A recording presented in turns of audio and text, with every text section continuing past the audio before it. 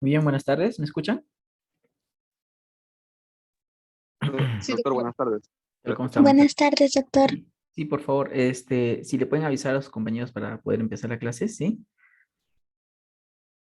Bueno, ya veo que se están uniendo. Bueno, el día de hoy tenemos el gran gusto y placer de tener a una invitada internacional. Es la doctora Valeria Palomares. La doctora Valeria Palomares es médico cirujano, egresada de la Universidad Juárez del Estado de Durango. Es especialista en oftalmología en el Centro Médico Nacional de Occidente, en el Instituto Mexicano de Seguridad Social, por la Universidad de Guadalajara. Y actualmente es fellowship de microcirugía del segmento anterior y córnea. Entonces, realmente es un gusto tenerte, Valeria. No sé si puedes prender tu cámara para que todos te podamos conocer. Hola chicos, buenas tardes. Sí, sí, te escuchamos, te escuchamos. ¿Sí se escucha? Se escucha un poco bajo, pero no sé si le puedes subir el volumen o... Ahora sí. A ver ahí un poco, mejor. Sí, no sé si los demás chicos escuchan, ¿sí? Sí, Eh, doctor, estamos. sí se escucha, ok. Listo, Valeria. Valeria, muchas gracias de parte de la Universidad Peruana Unión. Estamos muy complacidos en tenerte en la cátedra de oftalmología eh, para que nos puedas hablar sobre sobre tu alta especialidad en lo que es cirugía del segmento anterior y córnea, ¿no? Sobre todo con las principales enfermedades, ¿no? Entonces, realmente estamos agradecidos y pues empezamos. ¿Qué te parece? Muy bien. Bueno, de antemano una disculpa si algunas de las palabras que utilizo como que no se comprenden. A veces es como parte de la cultura mexicana el decir una u otra cosa que a lo mejor a ustedes les va a sonar raro. Entonces, cualquier duda, cualquier cosa que ustedes no comprendan, siéntense con la libertad de interrumpir la clase para preguntar, ¿va? Ajá. Yo por el chat voy a estar poniendo las perlas de la clase y al final vamos a hacer la mesa redonda para responder todas las preguntas. Perfecto. Correcto. Muy bien, entonces voy a comenzar a compartir mi pantalla.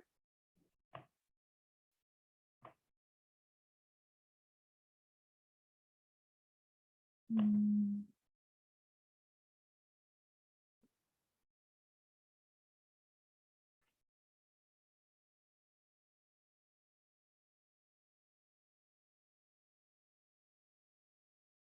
No sé si ya la puedan ver ahí todos. Sí, ya la podemos ver. Muy bien.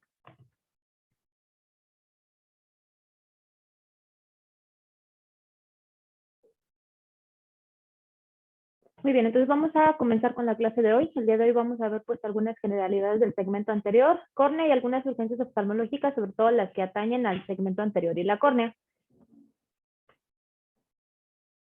Bueno, vamos a comenzar. Me gustaría empezar explicándoles o haciendo como hincapié en las limitaciones que tenemos para la evaluación oftalmológica. Desgraciadamente la evaluación oftalmológica pues es algo que no se nos enseña como tal desde que estamos en la universidad. Es poco, digamos, el contacto que tenemos a veces con este tipo de valoraciones. ¿Cuántos de ustedes sinceramente han tomado alguna vez alguna agudeza visual o saben, para empezar, cómo es que se toma la agudeza visual?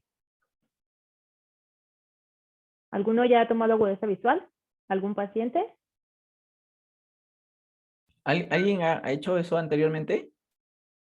Creo que recién lo hemos hecho porque recién le hemos enseñado a hacer eso en la clase. Sí, pero bueno, esa es una de las cosas, o sea, por no avanzar incluso tanto, ni siquiera una toma de agudeza visual a veces la sabemos hacer como médicos generales. Y sí deberíamos estar entrenados en este tipo de cuestiones porque siempre es muy importante, sobre todo porque ustedes van a ser el primer contacto de muchos de sus pacientes. No todos los pacientes llegan directamente referidos a algún oftalmólogo o propiamente tienen la oportunidad de que en el momento en el que están presentando su padecimiento de manera inmediata los revise un oftalmólogo. Entonces, es importante que al menos sepamos distinguir lo que es normal y lo que es algo que puede esperar, por así decirlo, de una verdadera urgencia oftalmológica que se tiene que derivar de manera inmediata. Entonces, desde la agudeza visual no sabemos cómo tomar la agudeza visual porque nunca se nos enseña.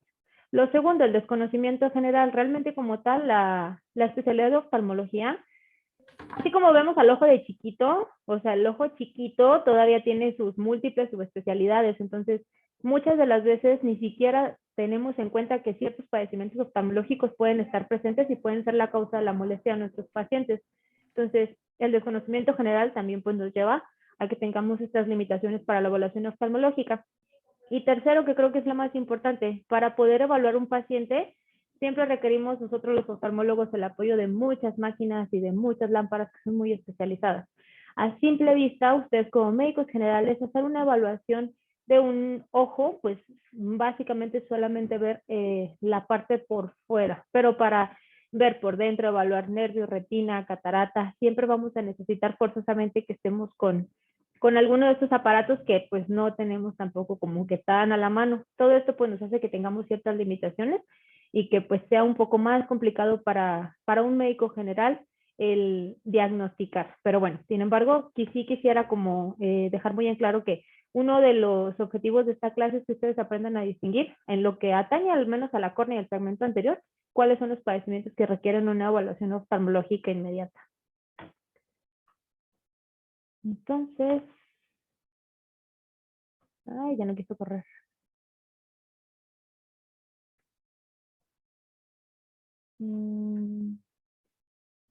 Si no, dale escape y de ahí lo vuelves. Ahí está, ya Sí, está, no, ya lo ya, tenemos. ya Sí. dio. Entonces, bueno, vamos a empezar hablando algunas cosas de algunas patologías que pues son como lo más común aquí para nosotros. La catarata, pues es casi lo que más vemos nosotros como oftalmólogos, incluso ya no digamos como cirujanos del segmento anterior. La catarata es la primera causa de ceguera reversible en el mundo, ¿sí? Entonces, es importante que también sepamos diagnosticarlo de manera adecuada, porque no todos los pacientes nos van a llegar con una catarata como la que vemos en su imagen a su izquierda. Es imposible que nosotros veamos esto y no veamos algo raro en el paciente, no digamos, bueno, es que tiene algo en el ojo, tiene una catarata. Y muchas de las veces las cataratas se pueden presentar como la imagen de abajo, que simplemente son opacidades incipientes, pueden ser opacidades en ciertas capas del cristalino y esto pues nos va a ocasionar que no sea tan fácil diagnosticar y a veces esas cataratas que son como más pequeñas o que están como más centrales pueden llegar a ser la causa de una baja visual importante. Entonces, la etiología de la catarata puede ser congénita o puede ser adquirida. Cuando tenemos una causa que es congénita, ay, se está brincando. Cuando tenemos una causa que es congénita, ay, se quitó. ¿Ya lo ven de vuelta? No, se ve tu cámara.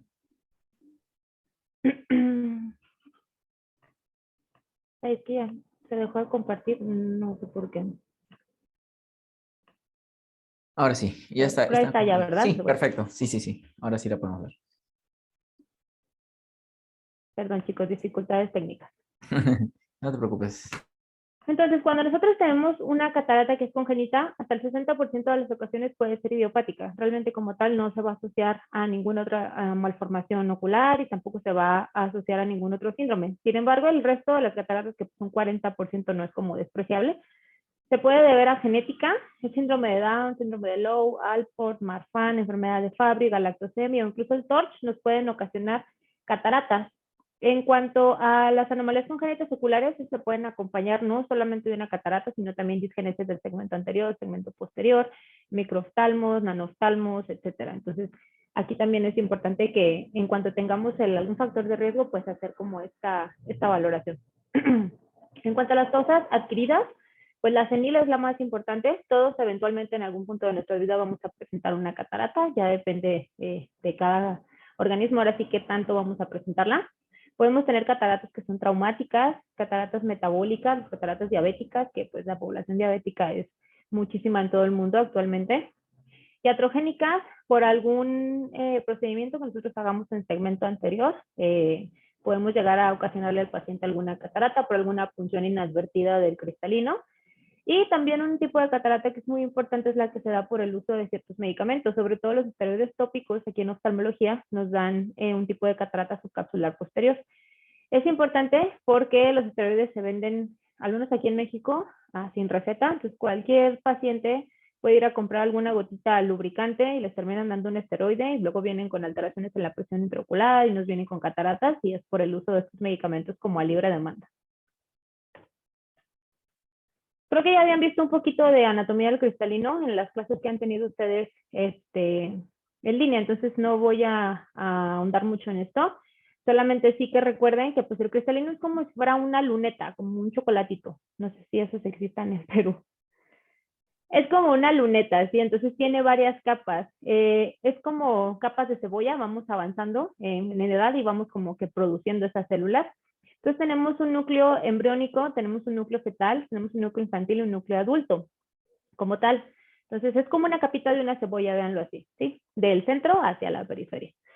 Y lo importante aquí es que el cristalino solamente germina o solamente tiene células que van a estar produciéndose en el ecuador. Solamente la parte del ecuador es la que está produciendo células de manera continua. Y esto es importante porque nos ayuda a mantener como esa transparencia que debe de tener el cristalino, ¿sí? ¿Cómo evaluamos una catarata? La realidad es que para evaluar una catarata y darle alguna clasificación, pues justamente requerimos tanto una lámpara de hendidura para poder revisar a nuestro paciente, para poder ver en qué nivel del cristalino se encuentra la opacidad y graduar la opacidad de acuerdo a ciertos sistemas. El que más utilizamos nosotros aquí los oftalmólogos es el Lens Opacity Classification System. Esta es la versión número 3. Se abrevia como LOX3 y está en circulación, por así decirlo, desde 1993. Aquí nosotros le vamos a asignar una clasificación a la catarata de acuerdo al componente nuclear que tenga, que es la parte de arriba que vemos, la primera fila. Dependiendo del color y la opalescencia que tenga este núcleo, vamos a darle desde un 1 hasta un 6, donde un 6 sería una catarata extremadamente dura. Aquí mismo también haciendo un corte con la lámpara de hendidura, podemos hacer cortes y podemos evaluar también la corteza del cristalino, por eso les comentaba que era importante como saber algo de la anatomía. Podemos asignar una clasificación a la corteza desde un 1 hasta un 5 igualmente. Y si tenemos algún componente subcapsular posterior, y aquí también podemos darle desde un 1 hasta un 5. Entonces, si llegan a ver en algún reporte oftalmológico, generalmente es lo que hacemos. Ponemos LOX3, NO3, NS3, cortical 3, posterior 3. Entonces, se refiere a esta clasificación. En cuanto a los tipos de catarata, los 3 tipos de catarata más comunes, según su localización, es la catarata nuclear, que es propiamente como esa opacidad que se puede encontrar en el núcleo. Es una opacificación típica como en neblina, cuando ustedes iluminen o transiluminen la pupila del paciente. Generalmente esto se valora muchísimo mejor en condiciones de midriasis, para que podamos observar como esa dispersión de la luz. Y pues vamos a observar que el centro o el núcleo de la catarata es lo que se encuentra como más denso, más colorido, por así decirlo. Tenemos un tipo de catarata también que es la subcapsular posterior. Este es mucho más difícil de valorar porque como se encuentra en la parte posterior propiamente del cristalino, forzosamente esta la vemos solamente cuando hacemos un corte con alguna lámpara de hendidura. Aquí podemos ver como si fueran depósitos granulares, como si fuera un vidrio despulido que se encuentra en la parte de atrás del cristalino. Y finalmente, pues la catarata cortical, que son como estas opacidades radiadas en forma de cuña, que estamos viendo en la imagen de su derecha. Y se puede acompañar, pues estos tres tipos de cataratas pueden coexistir en un solo cristalino. Entonces podemos tener los 3 componentes en mayor o menor medida. O incluso podemos tener pacientes que solamente tienen un componente cortical, un componente subcapsular posterior, pero el componente nuclear casi siempre está presente al menos. Hay cierto grado de esclerosis que es común o es normal después de cierta edad. Típicamente a partir de los 40, 50 años es cuando empezamos a producir como esta esclerosis y se empieza a opacificar como tal el núcleo, pero para ya llamar una catarata, realmente ya tendremos que ver ahorita los criterios que vamos a ver más adelante. Vale, ahí lo que hablabas de, por ejemplo, eso del NONC, era la opalescencia y el color. A ver si nos El puedes color, aclarar. así es. Sí, eso de cuál diferencia entre la opalescencia y el color, que es importante, ¿no? Porque lo que uno ve, dicen, oye, está marroncito. A ver, ¿qué nos puedes decir al respecto? Mira, el color como tal es, estas imágenes, sí es importante también eso como describírselo. Este LOX3, esta clasificación, lo que nos ponen es estas imágenes como de referencia, pero en realidad el artículo que habla como tal son imágenes son muchísimas imágenes. Entonces tendrías que como comparar. Lo ideal sería tener como el archivo, poner la foto de tu paciente y las fotos del artículo como para poder ver específicamente a qué clasificación corresponde. Entonces el color, más que nada aquí nosotros estamos hablando de cuando estamos dándole una clasificación de log 3 es porque lo estamos viendo en una lámpara de hendidura. Entonces si nosotros hacemos un corte y hacemos un haz de luz, la coloración puede ir del 1 al 6, eso realmente como tal pues ya sabes que está ahí presente, pero la opalescencia se debe ya cuando haces tú como tu corte o con el haz, sí vieron ya un poquito también de lámpara de hendidura, ¿no? Cuando tú haces el corte con la lámpara de hendidura, cuando haces el haz de luz, realmente como tal, hasta dónde lo opaco te permite pasar esa luz. Como una manera de diferenciarlo. Es difícil a lo mejor para ustedes que no han tenido como pues como esa entrada al mundo oftalmológico y no todos, creo que ninguno se ha sentado nunca en una lámpara de hendidura. Realmente como tal, incluso nosotros como oftalmólogos, yo recuerdo que en mi día de residencia 1 fue el primer día que yo toqué una lámpara de hendidura, entonces es Vamos difícil, iguales. sí, es difícil, es complicado a veces incluso que entiendan algunos términos, pero todo esto, muchas de las veces la revisión oftalmológica forzosamente es así, es sí o sí en una lámpara de hendidura. No sé si quedó al menos un poquito claro el punto. Sí, claro. Claro, es lo que nos permite ver, o sea, el color y la opalescencia, o sea, va de acuerdo a cómo va así la opacificación de la catarata, de acuerdo a lo que está acá. Es como compararlo, como dices tú, lo que dice tu paciente, con lo que tiene tu paciente con la imagen esta, ¿no? Más o menos, no exactamente, pero al menos lo más parecido posible. Y la dispersión de la luz, más que nada, si el haz de luz no te permite pasar, o sea, es casi seguro que es una catarata densa, no solo en opacidad, sino también en color. Sí, ellos van a tener prácticas de oftalmología, así que ahí van o sea, ellos están terminando recibiendo la clase de teórica y ya con esto, ya con fuerza la práctica. Muy bien. Ahí. Entonces, les puse algunas fotografías que pueden llegar a ser como un poquito más ilustrativas acerca de las capas en donde se encuentra la opacidad y por qué la denominamos capsular posterior, por qué la denominamos sutural. Por ejemplo, la primera foto que vemos es una catarata como tal nuclear. Si se fijan, en este corte no alcanzamos a ver ninguna opacidad periférica, no vemos como ningún cambio no sé si se ve el cursor.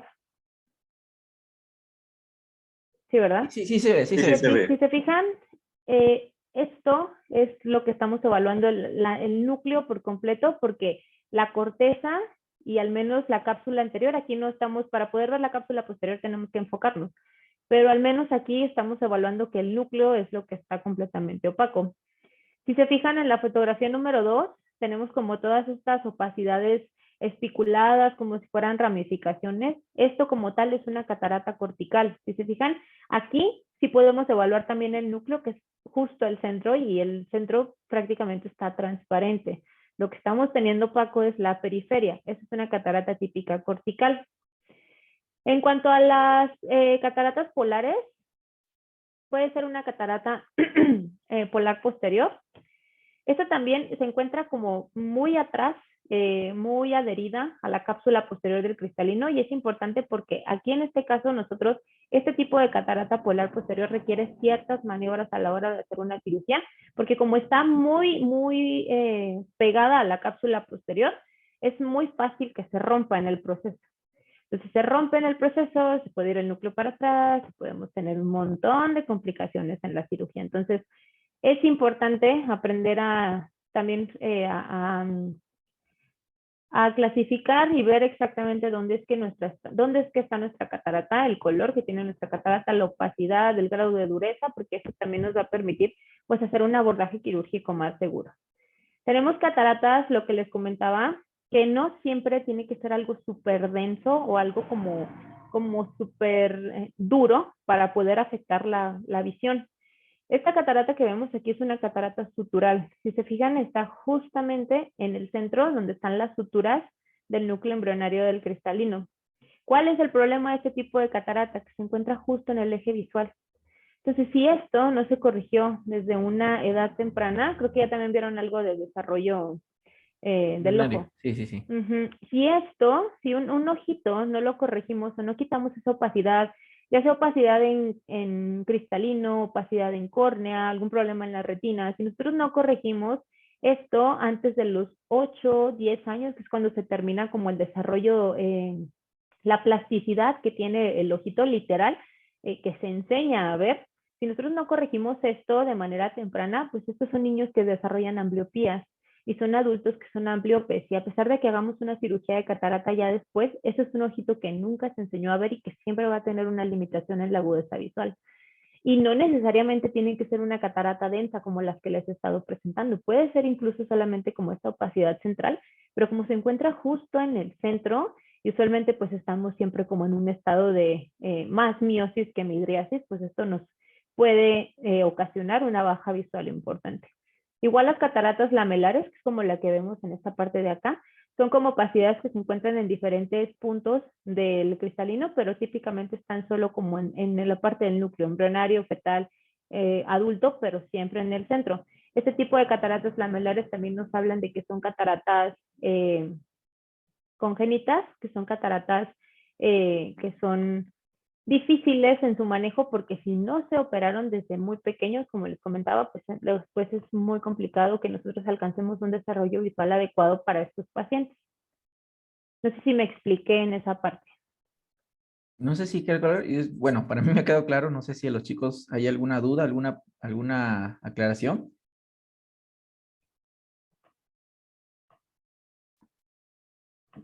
Bueno, todo está claro, creo. No hay preguntas al momento. Seguimos Muy entonces. bien. Entonces, ¿qué vamos a evaluarle a un paciente con catarata? Primero, pues la agudeza visual. Es súper importante porque, como ya les decía, una catarata realmente como tal no tiene que ser muy densa ni muy extensa como para ocasionarnos una baja visual. Para ustedes como médicos generales que van a hacer al principio, pues sí sería importante aprender a evaluar el reflejo rojo. El reflejo rojo, también creo que ya vieron algo en sus clases del reflejo rojo. Cuando nosotros transiluminamos la pupila de un paciente, esperamos ver este reflejo rojo brillante por completo, como vemos en esta fotografía. Como la Si foto del nosotros, gato de noche. ajá, sí, si nosotros estamos viendo un paciente, como la imagen que vemos en la parte derecha, que estamos transiluminando y nos está dando una sombra blanca, pues ahí realmente es para preocuparse. Es para revisar a nuestro paciente porque no estamos hablando solamente de una catarata, lo que pudiera llegar a tener. Hay pacientes que se presentan con desprendimiento de retinas crónicos, que ya la retina está abolsada, anteriorizada.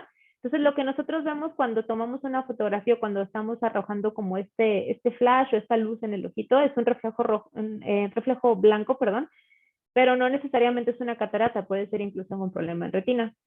Entonces, sobre todo en niños también es súper importante porque estos reflejos rojos alterados pueden ser desde una catarata hasta un retinoblastoma. Estamos hablando de enfermedades potencialmente devastadoras, incluso que pueden costar la vida. Entonces, ustedes como médicos generales, acostúmbrense siempre a hacer una evaluación pupilar de los pacientes, al menos asegurarse que el reflejo rojo se encuentre presente. Otra cosa que vamos a evaluar también en un paciente con catarata, pues es el grado, ¿no? Como les comentaba, cataratas más duras pues van a requerir pues, obviamente un abordaje quirúrgico distinto, porque generalmente son más complicadas de extraer, entonces siempre tenemos que evaluar como este grado de la catarata y ver más o menos cómo es que vamos a llevar a cabo esta cirugía. Siempre es súper importante asegurar la integridad del polo posterior. Si nosotros no alcanzamos a ver la retina, si no alcanzamos a ver el nervio, forzosamente tenemos que pedirle al paciente una ultrasonografía. ¿Por qué? Porque muchas de las veces ya nos ha pasado, al menos aquí en el instituto, que llegan los pacientes con unas cataratas muy duras, con una visión muy mala, y a la hora de hacer ese ultrasonido resulta que la retina está completamente desprendida. Entonces, eso cambia por mucho el pronóstico visual de estos pacientes. Son pacientes que llegan en movimiento de manos, en percepción de luz, que creen que con la cirugía de catarata van a mejorar la visión. Y si nosotros al paciente no lo llevamos a quirófano de manera estudiado por completo y de manera adecuada, como su historia clínica y toda su valoración oftalmológica, podemos tener problemas no simplemente legales, sino también a la hora de platicar con el paciente, y si tiene un desprendimiento de retina, pues lo que le hagamos en catarata realmente no nos va a servir para nada. Entonces, sí es muy importante siempre evaluar completo la exploración oftalmológica, siempre investigar desde cuándo que no ve bien. Hay pacientes, como les comentaba, que ya son cataratas congénitas, que toda su vida han tenido esa opacidad. Entonces son pacientes ambliopes Que se le retira la catarata, claro que sí, se les da una oportunidad, no quiere decir que no los vamos a operar, pero sí es importante para el pronóstico visual y para las expectativas que tenga nuestro paciente, siempre estar por completo con una revisión oftalmológica. Y eso incluye, pues, obviamente, asegurar integridad del polo posterior. Aquí el doctor Fernando no me dejará mentir que el polo posterior manda. Así es.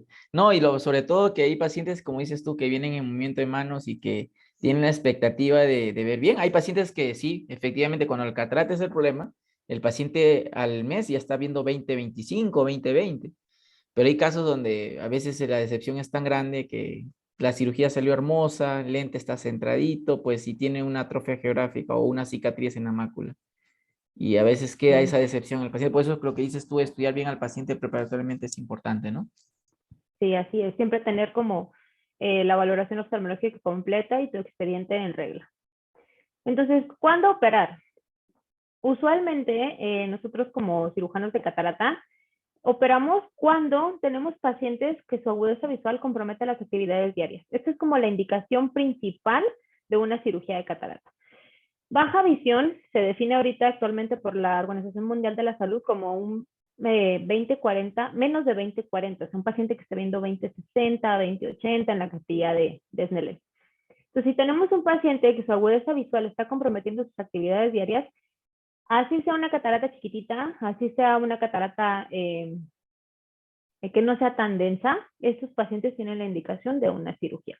Agudezas visuales peores a 20/40 también generalmente pues pueden entrar a cirugía de catarata, o a veces son cataratas que se operan porque se acompañan de algunos otros trastornos visuales. Aquí, por ejemplo, es muy común que se haga una cirugía de catarata para tratar de bajar la presión intraocular. A veces los pacientes de glaucoma, sobre todo, pueden llegar a presentar este efecto de presión intraocular elevada, y que ya está descrito que cuando nosotros quitamos la catarata, como que hay más espacio para que circule el líquido, el humor acuoso, y al final de cuentas pues termina bajando la presión. Esa sería una indicación. Otra indicación, a veces hay cataratas que no son tan densas en el centro, el paciente tiene una agudeza visual de 20/40, 20/50, pero por una u otra razón requieren láser periférico en la retina. Entonces, las cataratas corticales que llegan a estorbar mucho, sobre todo en la periferia, tanto para visualización, o sea, para ver el polo posterior, para hacer un rastreo de la retina periférica, y son pacientes que necesitamos evaluarles el polo posterior sí o sí, que tienen cataratas corticales densas, también es indicación retirarlas, aunque tengan una agudeza visual relativamente buena. Esto es muy variable, pero sí a veces es necesario operar un cristalino que en el centro está relativamente transparente, pero pues si necesitamos esa valoración del polo posterior y de la periferia, decidimos hacer una cirugía de catarata. Entonces, de acuerdo a la dureza de la catarata, a nuestro conteo endotelial corneal, muy importante, ahorita vamos a hablar de eso, y sobre todo a los recursos que tengamos, porque es difícil a veces el medio económico para los pacientes, ver qué tipo de cirugía vamos a hacer, si vamos a hacer una focomultiplicación como tal o si vamos a hacer algunas técnicas manuales. La ventaja de las técnicas manuales a una focomultiplicación es que no necesitamos el aparato, el focomultiplicador como tal, para poder hacer la cirugía. Son cirugías manuales que se pueden hacer con instrumental solamente. No necesitas como esta parte automatizada de la máquina. Y son pacientes que les va bien con la cirugía, al igual que una focomultiplicación. Pero sí estamos hablando de una diferencia abismal en los precios. Una focomultiplicación sale 2, 3 veces más cara que lo que sale una técnica manual, ¿sí? No es que uno esté casado con el facomultiplicador y que digamos que todo tiene que ser faco porque pues es lo más nuevo, porque pues es lo que les va muy bien a los pacientes, porque es una cirugía a final de cuentas de mínima incisión. Trabajamos con incisiones. Aquí trabajamos con incisiones de 2.2 milímetros, pero podemos trabajar con incisiones hasta de 1.8. O sea, son de verdad microincisiones pequeñitas que nos permiten sacar la catarata y dejar el mínimo de astigmatismo, pero a veces es importante también conocer que las técnicas manuales pues, son una buena opción y podemos utilizarlas. ¿Cuándo podemos utilizarlas? Bueno, un poquito de la historia de la cirugía de cataratas, pero no aburrirlos mucho. Antes, en el antiguo Egipto, India, Grecia y Roma, se utilizaba lo que es el abatimiento. Era entrar por la córnea, literal, picar el ojito y aventar la catarata hacia atrás. Esto pues obviamente tenía muchísima tasa de complicaciones desde las endoftalmitis, aumento de la presión intraocular, se desarrollaban uveitis espantosas, inflamaciones terribles, porque lo único que se hacía era reclinar la catarata, hacerla hacia atrás, aventarla hacia el polo posterior. Entonces tenían una mejoría relativamente corta estos pacientes para después comenzar con todas estas alteraciones que les comento. A partir de 1748 apenas empezó a hacerse una extracción extracapsular, se hacía una herida corneal, como similar a la que conocemos ahora como una extracción extracapsular de catarata, y se sacaba la catarata como en un bloque, el núcleo completo. Hasta el siglo XX se empezó también a usar también la técnica de extracción intracapsular. La diferencia entre estas es que en la extracapsular se trataba de abrir una apertura, hacer una apertura dentro de la cápsula para poder sacar la catarata y dejar el saco capsular. En la intracapsular se retiraba por completo junto con núcleo y bolsa. Obviamente esto también tenía muchísimas complicaciones porque teníamos una comunicación tanto de cámara anterior como cámara posterior, el núcleo, el vítreo terminaba pues yéndose hacia adelante, hacia la cámara anterior y pues ocasionando muchísimos problemas desde glaucoma, endoftalmitis, descompensaciones corneales, keratopatías bulosas, en un sinfín de problemas porque el vítreo no está hecho para estar en la cámara anterior. Y pues finalmente, la técnica como tal moderna de la cirugía de catarata tiene muy poquito tiempo. Pudiéramos decir que Kellman, el doctor Kellman es como el padre de esta cirugía de catarata, a raíz de 1967 que se empezó a experimentar con el ultrasonido dental. Un dentista vio que se podía realizar como ciertos cortes con este ultrasonido y un oftalmólogo lo observó y luego el oftalmólogo empezó como a hacer esos como experimentos sobre realmente como tal qué se podía, si el ultrasonido se podía utilizar dentro del ojo de manera segura. Bueno, y a final de cuentas, para no hacerla tan larga, Kellman en 1967 es como tal quien inicia como una facomultificación. Es bien importante recordarles o que tengan en mente que realmente la cirugía oftalmológica moderna, la facomultificación que nosotros hacemos ahorita como cirujanos oftalmólogos, tiene apenas escasos 40 años de vida. Entonces, realmente en estos 40 años de vida es impresionante la cantidad de avances que hemos tenido con la tecnología que hemos ido incorporando. Actualmente la cirugía de cataratas es una cirugía segura, no está exenta de complicaciones, claro, pero es una cirugía que es relativamente segura, a la mayoría de los pacientes les va muy bien, pero esto tiene apenas 40 años de vida. Entonces, esperemos avanzar mucho más todavía en el futuro. Hay muchas cosas que se están descubriendo, pero sí es una especialidad relativamente joven y tiene poco lo que nosotros estamos haciendo como oftalmólogos.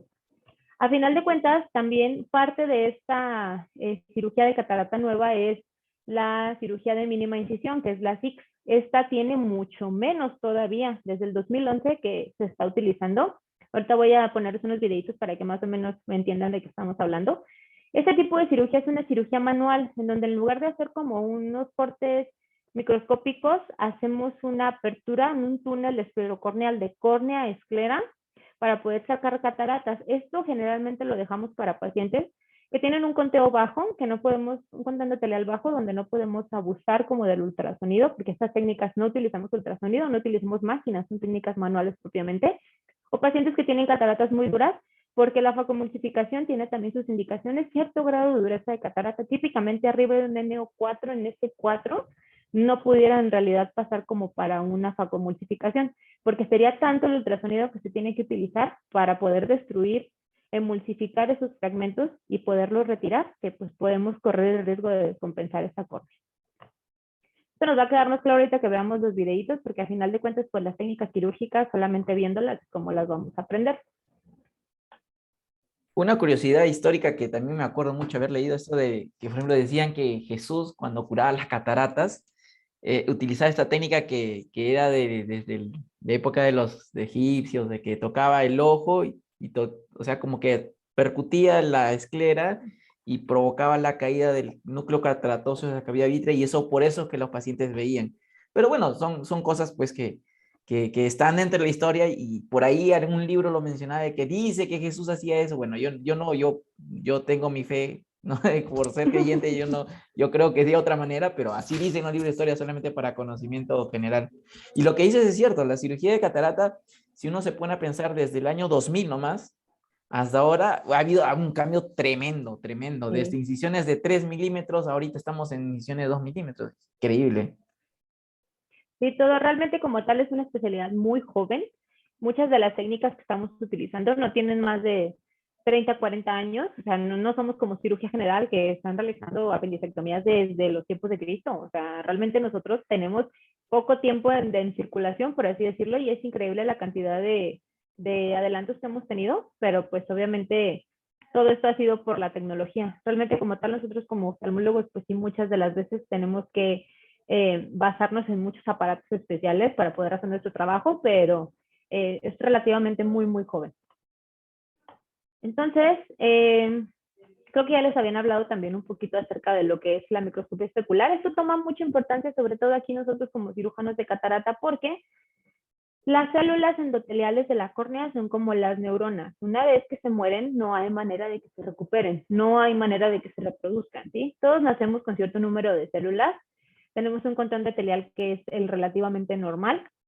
Al nacer, podemos llegar a tener hasta 6,000 células. El conteo endotelial a final de cuentas va disminuyendo conforme vamos avanzando en edad. Vamos perdiendo hasta un 0,6% de manera anual, de manera natural, por así decirlo. Entonces, es importante para nosotros como cirujanos de catarata evaluar las condiciones de la córnea porque el ultrasonido que utilizamos para la facomultificación ocasiona pérdida de las células, ¿sí? Hasta el cirujano más experto que realiza la cirugía de catarata más rápida, la cirugía de catarata con la mejor técnica, la más pulcra, siempre vamos a tener cierta pérdida de células. Entonces, si estos pacientes ya tienen de por sí conteos endoteliales bajos y nosotros estamos entrando a esas córneas con esos conteos bajos, pues podemos ocasionar una descompensación. Lo que les comentaba, la microscopía especular nos da el número de células, la densidad, el área que tienen estas células, la desviación estándar, que es la que esperaríamos normal para los pacientes, el coeficiente de variación. Y para nosotros, lo que es importante para ustedes que recuerden es que el conteo endotelial normal de un paciente adulto va de 2.500 a 3.000 células por milímetro cuadrado. Y lo mínimo para que nosotros mantengamos una célula, una córnea, perdón, transparente, es de 400 a 700 células. Pacientes que tienen menos de estos conteos son pacientes que ya vienen con córneas descompensadas. Entonces, también la microscopía especular va a evaluar el coeficiente de variación, el tamaño o el tamaño celular como tal, no debe variar más del 25%. Todas las células debieran ser como muy uniformes, son hexagonales, como podemos ver acá en la imagen de este lado. Y la hexagonalidad, también estas células no debieran de variar tanto en su forma, que ese es el polimorfismo. Deberíamos de tener un polimorfismo mayor, menor a 70 para que nosotros digamos que es una córnea normal y que es una córnea que está apta para someterse a algún procedimiento quirúrgico. Entonces, ¿cómo decidimos si hacemos una facomultificación o cómo decidimos si hacemos una técnica manual? Sobre todo aquí, como les comentaba, pacientes con buen conteo. Si tenemos pacientes que tienen menos de 1.500 células, es debatible si vamos a someterlo a una facomultificación o si lo vamos a someter a una técnica de extracción de catarata manual. ¿Por qué? Porque como les comentaba, invariablemente con la cirugía se van a perder células. Entonces, si nosotros estamos ya con ese riesgo con pacientes que tienen un bajo conteo, podemos llevarlos más fácilmente a que pierdan esa transparencia de la córnea. Pues como tal, aquí lo ideal sería que todos nuestros pacientes que se van a someter a una cirugía de catarata tuvieran un conteo mayor a 1.500 células. La cirugía de catarata por facomultificación, aquí les voy a poner un videito porque no me dejó cargarlo. Déjenme, lo abro acá.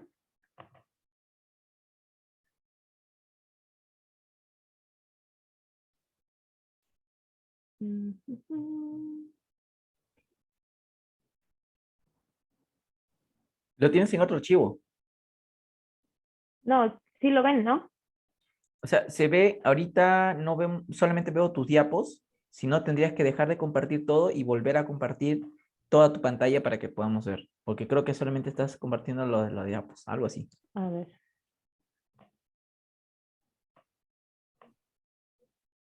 Déjame, Sí, sí.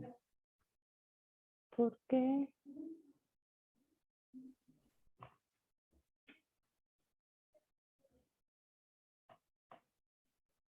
¿Aquí no lo ven? Ahora sí. Ahora sí se ve tu pantalla. Y a ver si ¿Y le... se está viendo el video o no? No, todavía.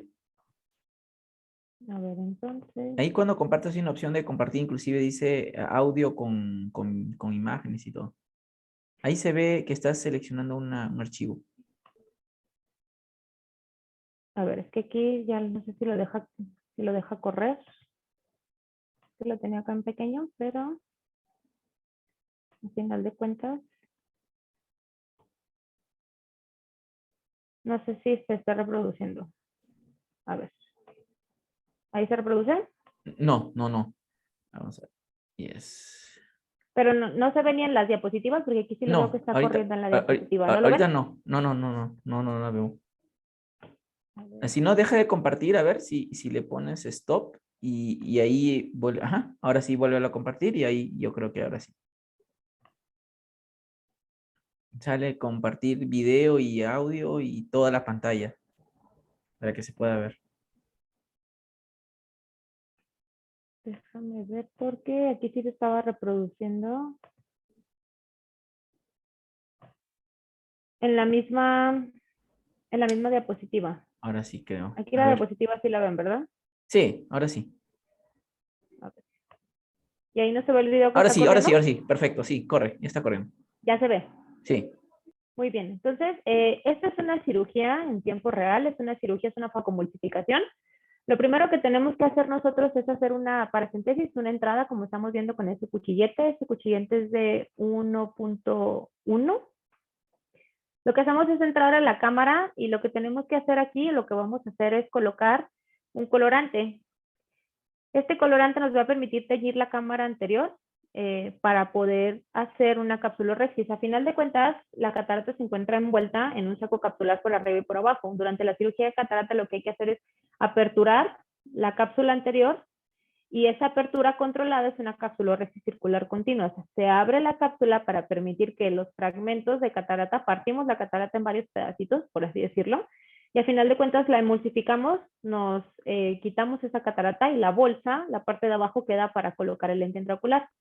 Entonces aquí ya estamos lavando el colorante que pusimos, el azul que pusimos en la cámara anterior, y tenemos que reformar nuestra cámara con una solución, en este caso es viscoelástico, es un compuesto que estamos utilizando aquí para mantener ese espacio, para que nos permita trabajar, tener el espacio. Al final de cuentas trabajamos delante o trabajamos en una cámara anterior que típicamente mide 3 milímetros. Entonces imagínense el espaciecito súper pequeño para poder trabajar con nuestros instrumentos. Entonces una vez que ya reformamos la cámara, vamos a hacer una incisión principal como lo estamos viendo aquí. Este es un cuchillete de 2.2. Hacemos una apertura controlada de la cámara anterior para poder entrar. Y lo hacemos de manera controlada porque no puede ser de golpe, tiene que tener cierta arquitectura, esa incisión, porque generalmente no dejamos suturas en este tipo de cataratas o en este tipo de cirugías. Entonces, si se fijan, aquí hacemos una apertura como valvulada, es como en 2 tiempos para que nos permita que cierre solita como si fuera una bisagra y que no tengamos que poner algún punto. Posterior a esto, vamos a realizar la capsulorhexis que les comentaba. Si se fijan, aquí tenemos, este instrumento se llama quisitomo. Estamos abriendo la cápsula, estamos creando como un flap y ese flap lo vamos a arrastrar por todos como si fuera una manecilla de un reloj para poder hacer esa apertura controlada de la cápsula. Ahí levantamos el flap. Con ayuda de otras pinzas, que se llaman pinzas sustrata, pues vamos a empezar a jalar ese flap para que nos permita exponer el material del cristalino, que a final de cuentas es el que vamos a terminar emulsificando, vamos a terminar retirando. Entonces hacemos esta apertura. Déjame ver si lo puedo adelantar un poco porque si no vamos a tardar mucho. Ahí si se fijan estamos llevando el desgarro siempre de manera controlada para hacer una capsulorhexis circular continua. Nos debe de quedar continua para evitar que tenga vectores y podamos tener alguna ruptura. Esto a final de cuentas es una bolsa completa por arriba y por abajo. Entonces, si tenemos como algún vector en las orillas, se puede correr ese vector hacia atrás y terminamos pues rompiendo la cápsula. Entonces, una vez que ya hicimos eso, vamos a proceder a realizar una hidrodisección. de este núcleo. Con agua, con una cánula vamos a hacer pasar una ola de agua o de líquido a través entre lo que es la catarata y la bolsa para poderlo despegar. Entonces, esto tiene que estar completamente despegado y tiene que rotar incluso. Entonces, vamos a ver, ahí estamos haciendo la maniobra para rotarla. Tiene que dar vuelta para asegurarnos que esté completamente despegada de la bolsa.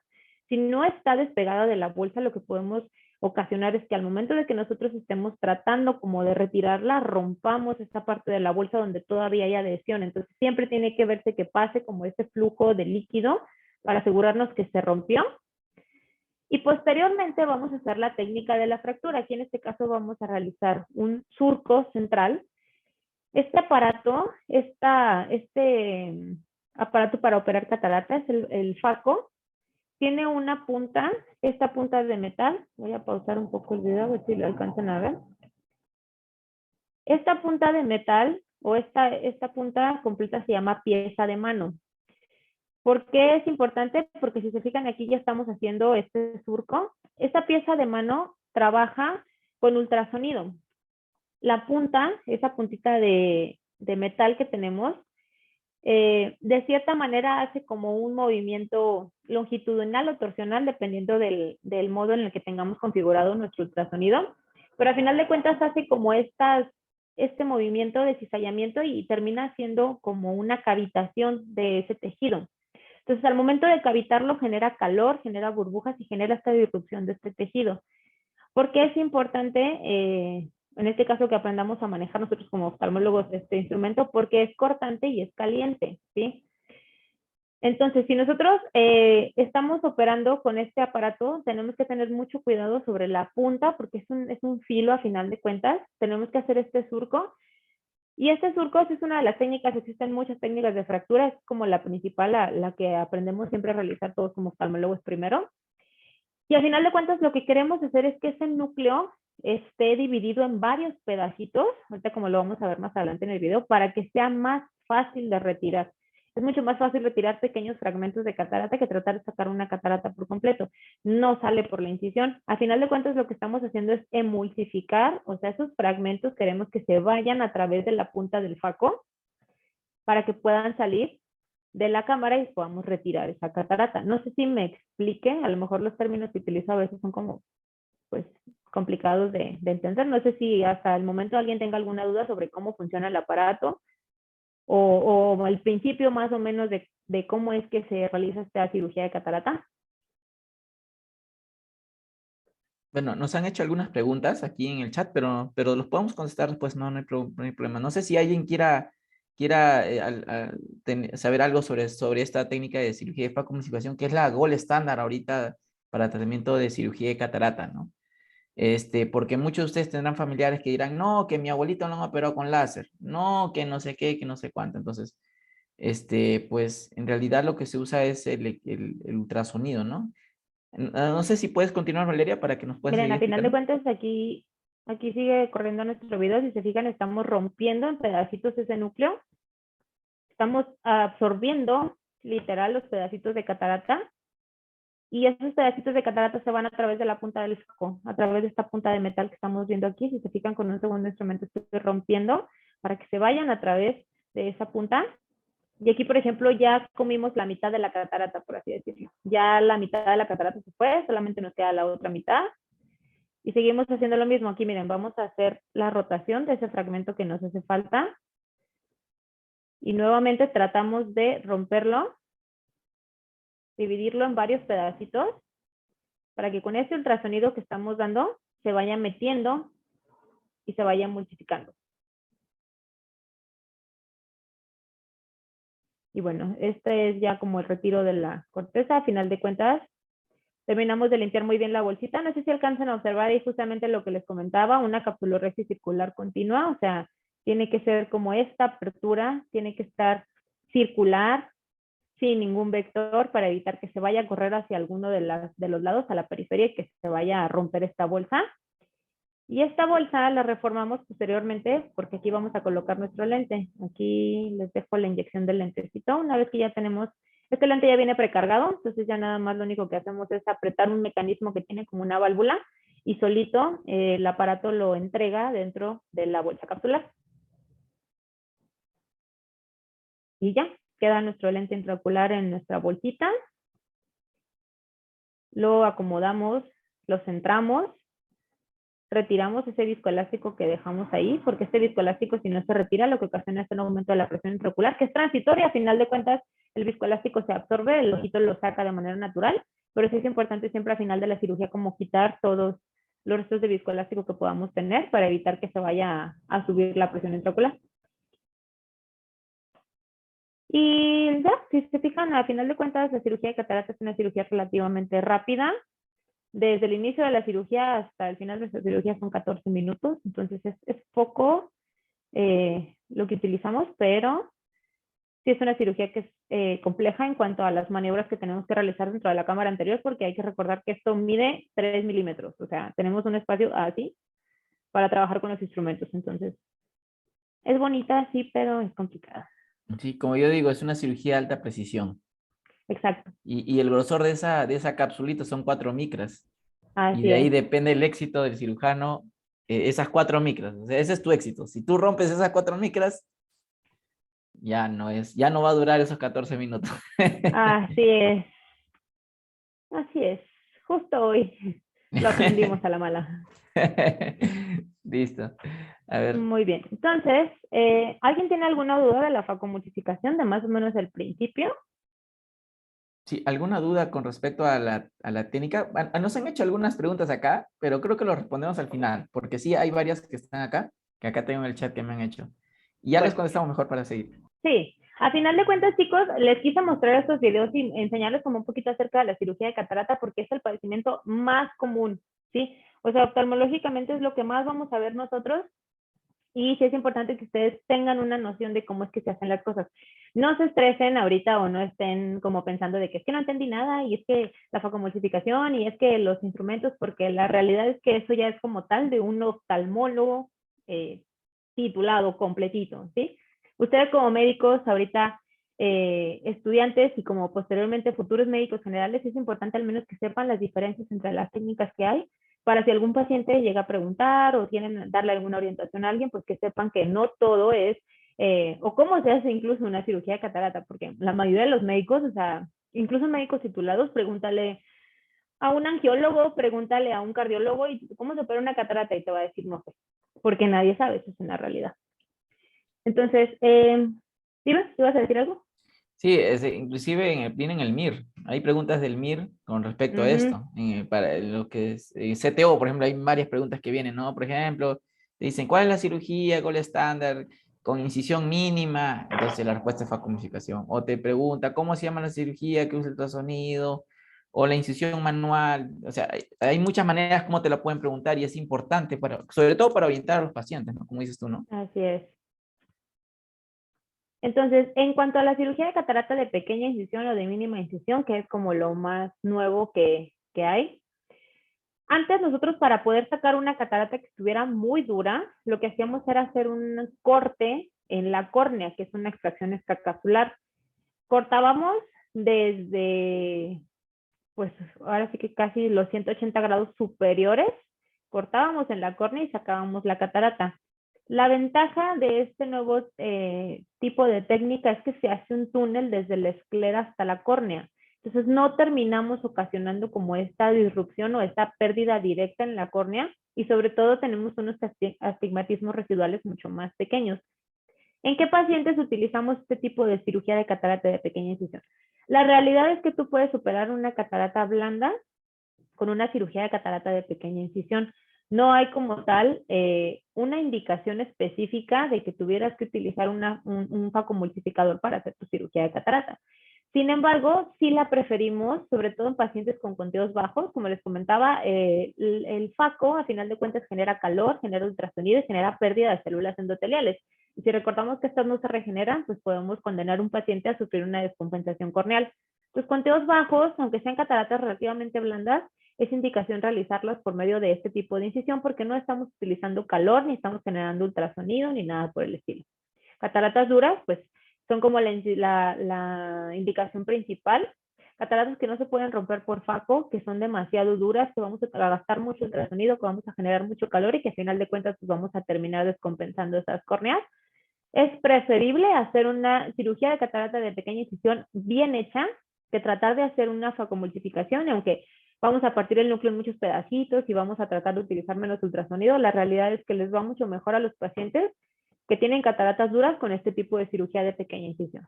Y sobre todo pacientes de escasos recursos. Esto, aquí nosotros como institución lo trabajamos de manera general. El paciente es igual si se le hace una facomultiplicación, si se le hace una cirugía de catarata de pequeña incisión, pero sí es importante también ver la diferencia entre los costos, porque una cirugía de catarata de pequeña incisión nos puede llegar a costar hasta $20, según la literatura.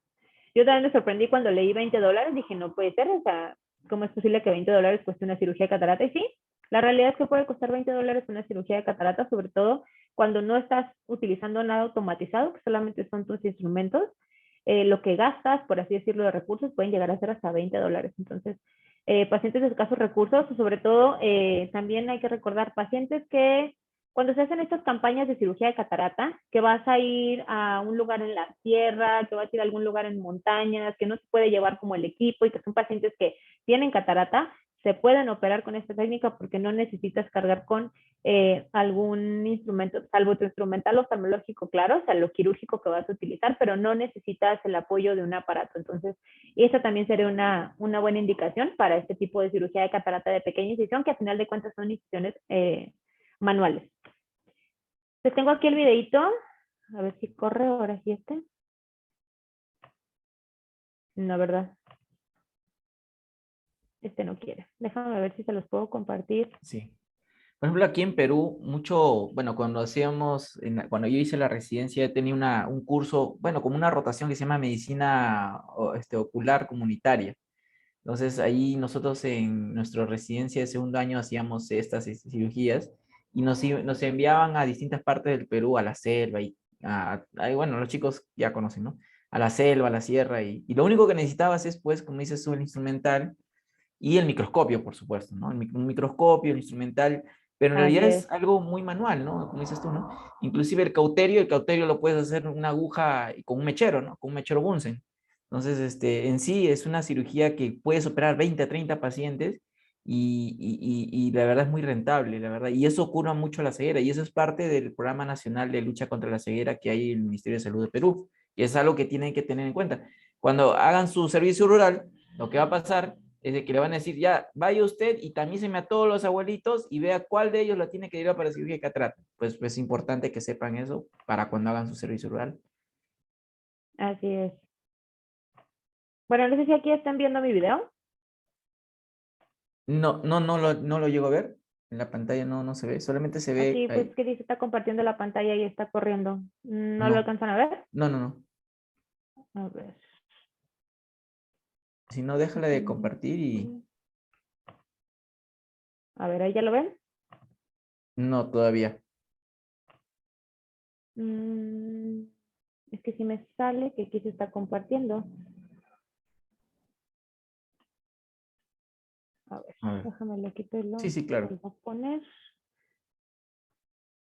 No sé por qué. No quiere. A ver, aquí está, ahora sí ya. Ahí sí ya lo ven, ¿verdad? Ahora sí, ahora sí, ahora sí. Muy bien. En esta cirugía, si se fijan, lo primero que estamos haciendo es como una disección de la conjuntiva. Tenemos que exponer la esclera porque ahí es donde vamos a marcar nuestro túnel. Entonces sí voy a adelantarlos un poquito porque esta cirugía sí es un poquito más laboriosa. Entonces aquí hacemos esta apertura, retiramos todo lo que es la conjuntiva y limpiamos también la tena. Nos tiene que quedar por completo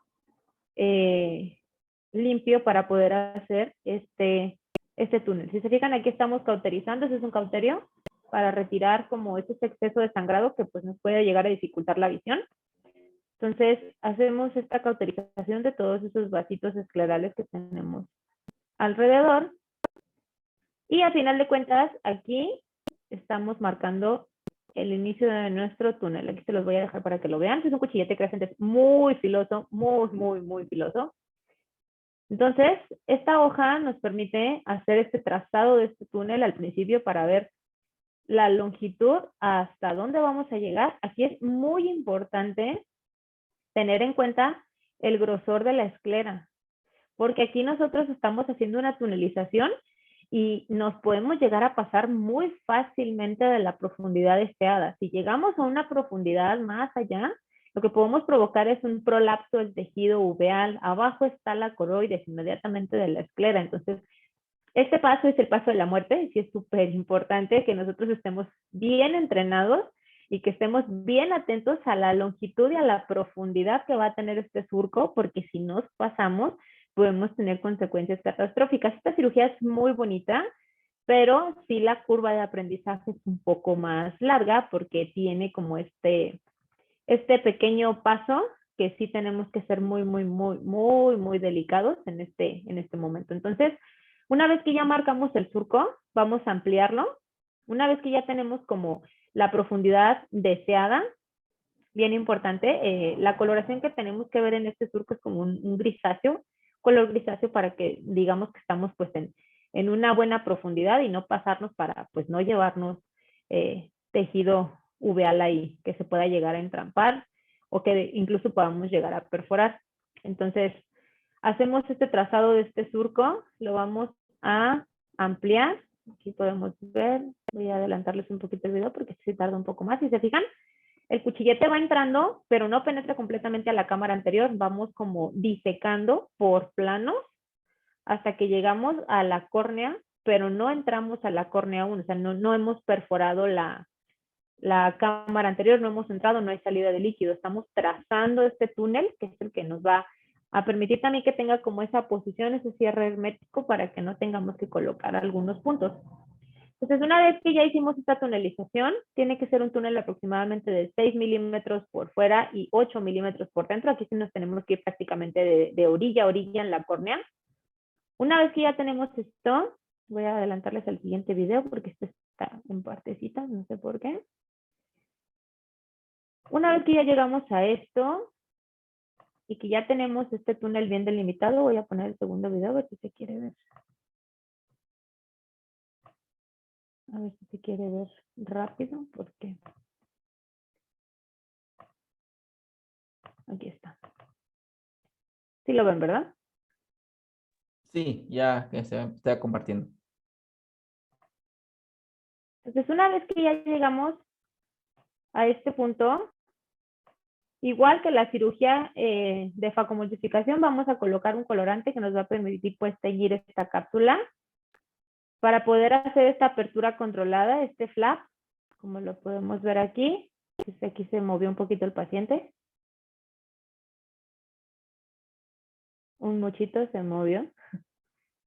Entonces ya realizamos como este flap, llevamos esta apertura controlada de la bolsa, de la parte de adelante, junto con unas pinzas. Entonces, una vez que ya tenemos esta bolsa, lo que vamos a hacer es entrar ahora hacia la cámara anterior. Si se fijan, no habíamos entrado, no habíamos tenido salida por el lado del túnel. Con un cuchillete, igual vamos a entrar y vamos a penetrar ahora hacia la cámara anterior. Ahora sí ya realizamos esta entrada, como podemos ver. Y vamos a realizar ese mismo corte que hicimos por fuera, lo vamos a llevar también por dentro. ¿Por qué? Porque lo que queremos es crear esta apertura que nos permita la salida de la catarata. Aquí la catarata sale en bloque, sale el núcleo completo. Entonces tiene que ser una apertura extensa para que nos permita que ese núcleo salga sin que lesione la córnea. Entonces aquí van a ver que vamos a luxar la catarata. Si se fijan, está un poquito movido el video porque el paciente no cooperó muchísimo. Pero aquí estamos sacando la catarata de la bolsa. Si se fijan, con un gancho la empujamos hacia la parte de adelante del ojo. No sé si la alcancen a ver aquí bien. La sacamos de la bolsa, pero sale en bloque, sale por completo ese núcleo. Entonces lo que hacemos es sacarla con ayuda de un asa. Ahorita vamos a verlo aquí en el video. Aquí estamos sacando la catarata de su bolsita. Voy a adelantar también un poquitito porque estos videos duran muchísimo. Si se fijan ahí, la catarata ya está completamente de fuera. Todo eso que vemos ahí, eso opaco es la catarata, es el cristalino que está ya fuera de su bolsa. Entonces, una vez que ya nos aseguramos que está por completo fuera, ahí si se fijan, estoy midiendo de vuelta el túnel para ver si me va a dar el ancho para que salga el bloque completo de la catarata. Entonces, una vez que ya tenemos la catarata fuera,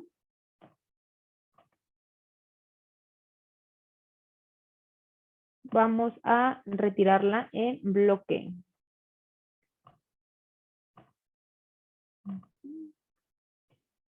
Que es este siguiente video que tenemos aquí. Permítanme.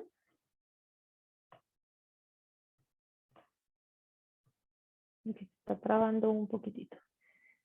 Entonces, una vez que ya medimos, que ya nos aseguramos que sí sale.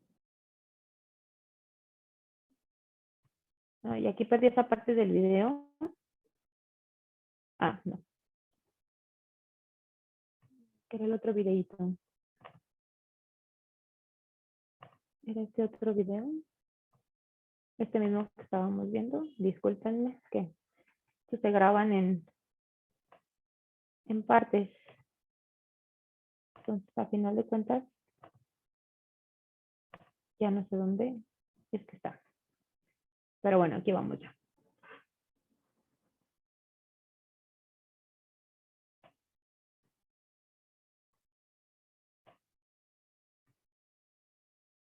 Entonces, aquí nos habíamos quedado. Aquí está. Si se fijan, una vez que ya ampliamos, que ya nos aseguramos que sí va a salir por ahí esa catarata, que sí alcanza el núcleo como a salir por los bordes de la herida. Recuerden que la herida está más grande por adentro, por la córnea que por afuera. Metemos un asa y lo que hacemos es jalarla hacia afuera. Si se fijan, ahorita se va a ver justo el momento de la salida del núcleo. Esa es la catarata que ya está afuera.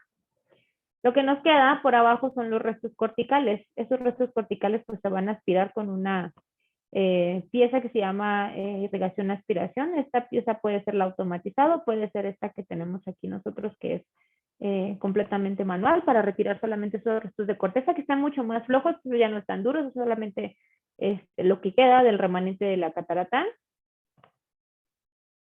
Y déjenme, les pongo el resto del videito que está colocación del lente. ¿Aquí sí lo ven o ya no se ve? Ahorita no, ahorita solamente vemos tu pantalla. A ver, déjame... Acá está. Ya lo ven, ¿verdad? Sí, sí. Muy bien, entonces, con esta pieza, que es la irrigación de aspiración manual, quitamos estos restos de corteza, se van a lavar muy fácil la cámara, ahorita van a ver como solitos, van a empezar a salir. Pues lavamos estos restos, quitamos todo eso que quedó. Es importante retirar todos estos restos porque pueden ocasionar inflamación. Siempre se tiene que retirar por completo todo el material cristaliniano antes de implantar el lente. Entonces salen esos restitos de la cámara.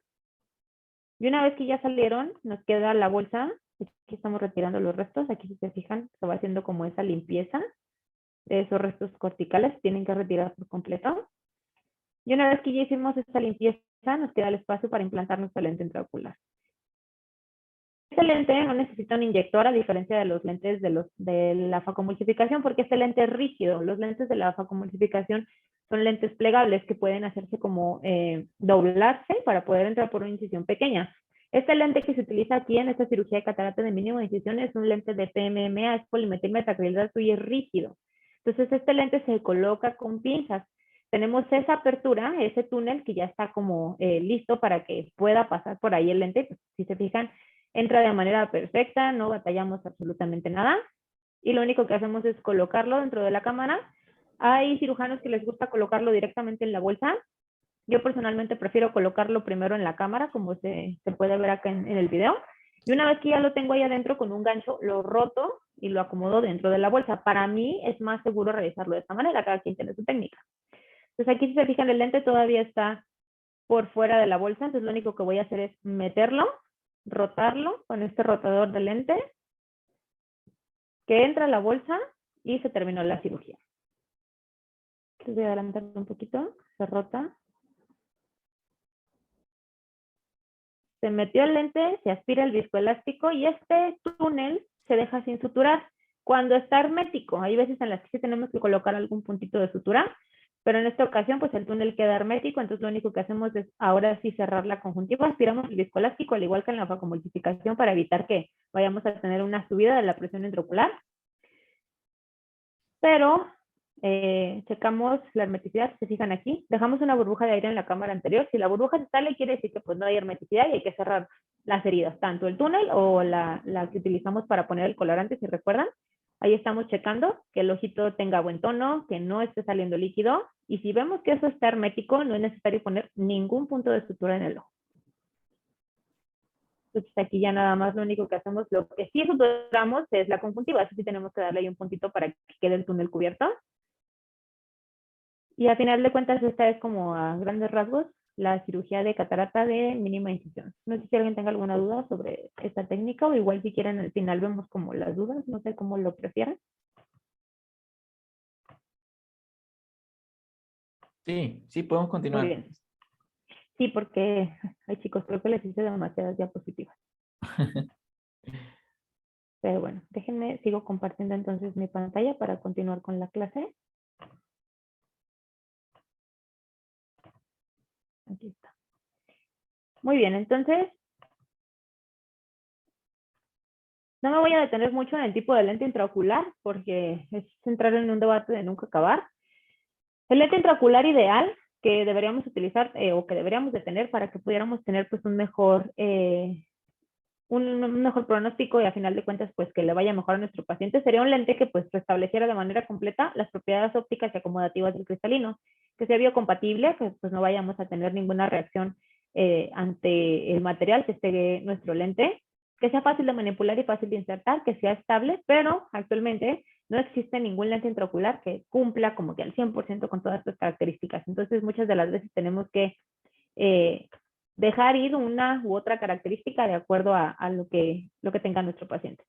De manera rápida, existen varios tipos de lentes intraoculares, los podemos clasificar desde la ubicación. Hay lentes de cámara anterior, como podemos ver aquí en esta imagen que está en la parte superior, son lentes que van anclados al iris, están por adelante. Tenemos lentes de cámara posterior que pueden ser de una pieza como este que vemos aquí, que son solamente una sola configuración, o sea, no hay como ningún punto de unión entre esto que ven aquí se llama óptica, estas asitas se llaman ápticas. Entonces, si se fijan, es una sola, es un monobloque de óptica y áptica, no hay como una unión.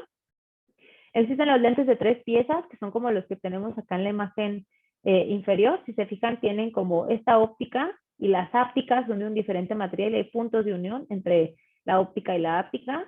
Y podemos tener también lentes intraoculares de cámara posterior que van clipados al iris. Igual que está este de cámara anterior, pero esto va por atrás. O sea, este clipaje se hace por la parte de atrás. Podemos tener lentes de PMMA, que es polimetilmetacrilato, el acrílico, que es ahorita como el material que más utilizamos los oftalmólogos, es el que ha demostrado mejor biocompatibilidad, el acrílico, sobre todo el hidrofílico, o de silicón, que estos de silicón ya casi no se utilizan porque pues no son como tal tan biocompatibles. En cuanto a la dureza, pues lo que les comentaba, pueden ser lentes plegables que se pueden doblar sobre sí mismos y pues nos permiten colocarlos a través de incisiones muy pequeñas. O pueden ser lentes no plegables como el lente, el PMMA, que es este que vemos aquí, o el lente que va en cámara posterior, que es el anclado a iris, también es rígido y esos lentes pues tienen que entrar por incisiones grandes porque tienen que entrar completos en bloque, no se pueden doblar. Y tenemos también actualmente el tipo de lentes premium. Dentro de estos se incluyen las lentes, los de rango extendido, que nos permiten corregir a visión intermedia y visión lejana. Los multifocales, que son los de última generación. Estos lentes tienen este tallado concéntrico, es este que vemos aquí en la parte inferior. Tienen un tallado de unos anillos concéntricos que nos permiten que la luz que entra a través de la pupila vaya a diferentes puntos de la retina para ponérselos como en una forma más, a grosso modo. Y esto nos permite que tengamos buena visión cercana, buena visión intermedia y buena visión lejana. Y los lentes tóricos, que son estos que vemos acá, tienen estas marquitas porque estos lentes tóricos lo que nos permiten es corregir astigmatismo desde adentro. Entonces, corregimos astigmatismo corneal por medio de la implantación de estos lentes a cierto eje y nos van a quitar como ese astigmatismo. Y dentro de estas también tenemos las lentes fáquicas, que son lentes que se utilizan para corregir pacientes que son muy miopes, muy hipermétropes, que tienen defectos refractivos muy, muy grandes, que son pacientes jóvenes con cristalinos sanos, que no se benefician de una cirugía refractiva láser. Se les puede colocar un lente intraocular encima del cristalino, o sea, sin remover el cristalino, sin tocar el cristalino, colocarse encima para colocar esta corrección desde adentro y que ya no tengan que depender de sus anteojos. Sí, son muy buenos. Son un poquito caros, pero pues son muy buenos. Entonces, lo ideal sería, en un mundo ideal, todos nuestros pacientes que van a entrar a cirugía de catarata deberían tener una buena dilatación porque a final de cuentas requerimos una pupila amplia para poder trabajar sobre la catarata. Que tuvieran una anatomía conservada, pacientes que pues no hayan tenido ninguna intervención, que no tengan ninguna cicatriz, que la córnea esté transparente, que el iris no tenga, por ejemplo, estas sinequias, estas como uniones, adherencias del iris. Pueden ser del iris al cristalino o del iris a la córnea y pues son sinequias a final de cuentas anteriores o posteriores y pues eso nos puede dificultar la dilatación y las maniobras dentro de la cámara anterior. Y pacientes con conteos endoteliales aceptables. Literal, esta parte es como muy importante porque sí necesitamos que estos pacientes tengan un conteo endotelial bueno que nos permita tener un buen resultado visual a final de cuentas. Nada ganamos con retirar una catarata y que esa córnea se descompense y pues no vamos a tener una buena visión al final del día. Entonces, sería ideal que estos pacientes estuvieran en estas condiciones. Sin embargo, pues sabemos que no existe como el paciente ideal. A veces llegan pacientes como esta imagen que vemos aquí. Esta es una extracción extracapsular de catarata. Si se fijan, la córnea está cortada de orilla a orilla, literal 180 grados, pero vean el color de esta catarata. O sea, esta catarata o sale en bloque o sale en bloque. No hay manera de que se pueda retirar. A final de cuentas, la cirugía de catarata de mínima incisión se ha venido a ser como un parteaguas. Para nosotros como oftalmólogos es preferible realizar una incisión esclerocorneal, que a final de cuentas va a ser autosellable, que es un túnel que le da más estabilidad al ojo que terminar partiendo la córnea en dos y retirar una catarata. Pero a veces no hay otra opción para el paciente, entonces puedes realizar esto, aunque el paciente se quede con esta perla negra dentro del ojo, pues que tenga una visión realmente muy, muy mala. No sé qué tengas que decir al respecto. Bueno, Fernando, no sé qué en, prefieran ustedes en como... Perú todavía se usa la extracapsular, que es la de acá, la foto que tú mencionas, y la SIX, que también hacemos bastante, ¿no? Y la SIX, que es ahora cada vez más, la extracapsular es una técnica que ya poco a poco se está yendo dejando porque en realidad la decisión es muy grande, provoca mucho astigmatismo, requiere puntos, en cambio la SIX es como una minifaco, algo así le decían, ¿no? La minifaco, ¿no? O la cirugía de faco para los pobres. Entonces, sí, entonces, pero hay cataratas, sobre todo en la serranía de nuestro país, en las zonas donde no llegan las comunidades altoandinas, las comunidades de Así la es. selva profunda, donde solamente llegan campañas y a veces uno llega a encontrar. Y me acuerdo mucho que cuando yo hice la residencia, yo sacaba así cataratas como esas, pues, y tenía pues en mis pomitos ahí las colecciones de todas las piedritas así. Y decía, ya, la próxima te vas a hacer tu rosario de cataratas. Pero sí, sí, sí. Sí. Bueno, a final de cuentas, la SIX tiene pues muy poco como tal en circulación la técnica. Yo puedo decir que las cataratas duras, yo primero aprendí a sacarlas con una extracción extracapsular. O sea, yo puedo hacer una extracción extracapsular porque es lo que me enseñaron a mí. Ahorita pues ya puedo hacer una SIX, pero hace unos años no podía decirte que podía sacar la catarata con una SIX porque pues era una técnica que no existía. Y es difícil, pues, porque pues, es muy inestable, ¿no? O sea, tienes la mitad del ojo abierto, se fuga mucho, sale mucho, el iris está saliendo constantemente. Es un trabajo que sí es una cirugía laboriosa, es una cirugía que se puede complicar, pero pues muchas de las veces es la única opción para el paciente. Entonces sí es importante que los chicos la conozcan, pero que sepan que pues ya actualmente estamos tratando como de desplazarla un poco y que todos aprendamos, los oftalmólogos sobre todo aprendamos a hacer cirugía de catarata de pequeña incisión. Sí, claro, claro. Muy bien, Vale, entonces, ahí lo que ay, vas a continuar dime. es ya las patologías de la córnea, ¿no? Sí, ya como Ya. tal de segmento es muy poco, me quise centrar mucho en la catarata porque creo que es como que lo más Sí. común. Creo que, Ya lo que, que sigue es que lo como que te más, quería comentar, sí, no sé cuánto falta, pero lo que te quería comentar es si podemos hacer una segunda parte de repente con todo lo que es córnea, porque tú has tocado ahorita lo que es segmento anterior nada más y microcirugía de catarata. Y algo que Sí, sí, los chicos también me comentaban mucho era que querían saber sobre cirugía refractiva, algo lo más básico, ¿no? De que, en qué consiste, qué es una LASIK, qué es un PRK. sí, Bueno, claro, muchos de ellos quieren operar, inclusive. sí, Y, claro. y sobre todo, pues, las patologías corneales, que es todo un capítulo. Entonces, ¿qué te parece si dejamos esa parte de córnea y cirugía refractiva para una segunda y contestamos las preguntas que ya nos han dejado Ok, en sí, razón me parece del bien. tiempo? Sí. Perfecto. Y comprometerte para una segunda sesión. Sí, Sí, claro. sí, sí, sí, sí. A ver, mire, hay unas preguntas, a ver, te las comento. Mira, hay una pregunta de córnea, que nos han hecho una pregunta de córnea bastante interesante, A ver, que hasta yo también me dejo pensando. Mira, a tengo ver. una pregunta de anatomía referente al segmento anterior, dice el Ok. doctor David Castillo. ¿Cuál es la importancia clínica de la capa de DUA? Desde ahí nomás, la capa de DUA. ¿Y por qué no se considera una de las capas de la córnea? A ver, ¿qué nos puedes decir? De Eso es la para la capa próxima clase, pero vamos a contestar al doctor que tiene mucha curiosidad y está interesante su pregunta, la verdad. de la capa de Dua. Espera. Aquí tenía una diapositiva justamente. Déjame revisar porque. ¿Cuánto tenemos de límite de tiempo hoy? No, no, no hay problema. O sea, vamos a darle a la mesa redonda para contestar las preguntas de los chicos. ¿Aquí se está viendo mi pantalla? No, no, no, no. Ay, rayos. Espera, es que estoy teniendo problemas con el ordenador desde hace rato. Sí, la capa de Dúa es una capa que recién se ha descubierto no hace muchos años, ¿no? Por el doctor Dúa. Ha sido publicado, si no me equivoco, en el 2007, 6, 11, no recuerdo. Pero ahí ahorita tú nos vas a decir un poquito más de eso, ¿no? De la capa de Dúa.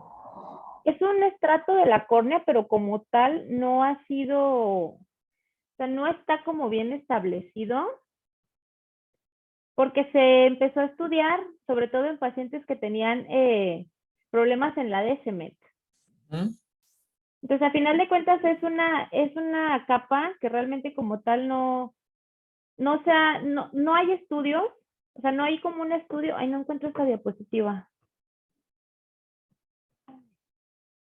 No, es que ya revisé las diapositivas, es que sí quedan bastantes de, o sea, estamos en la 19 de 60.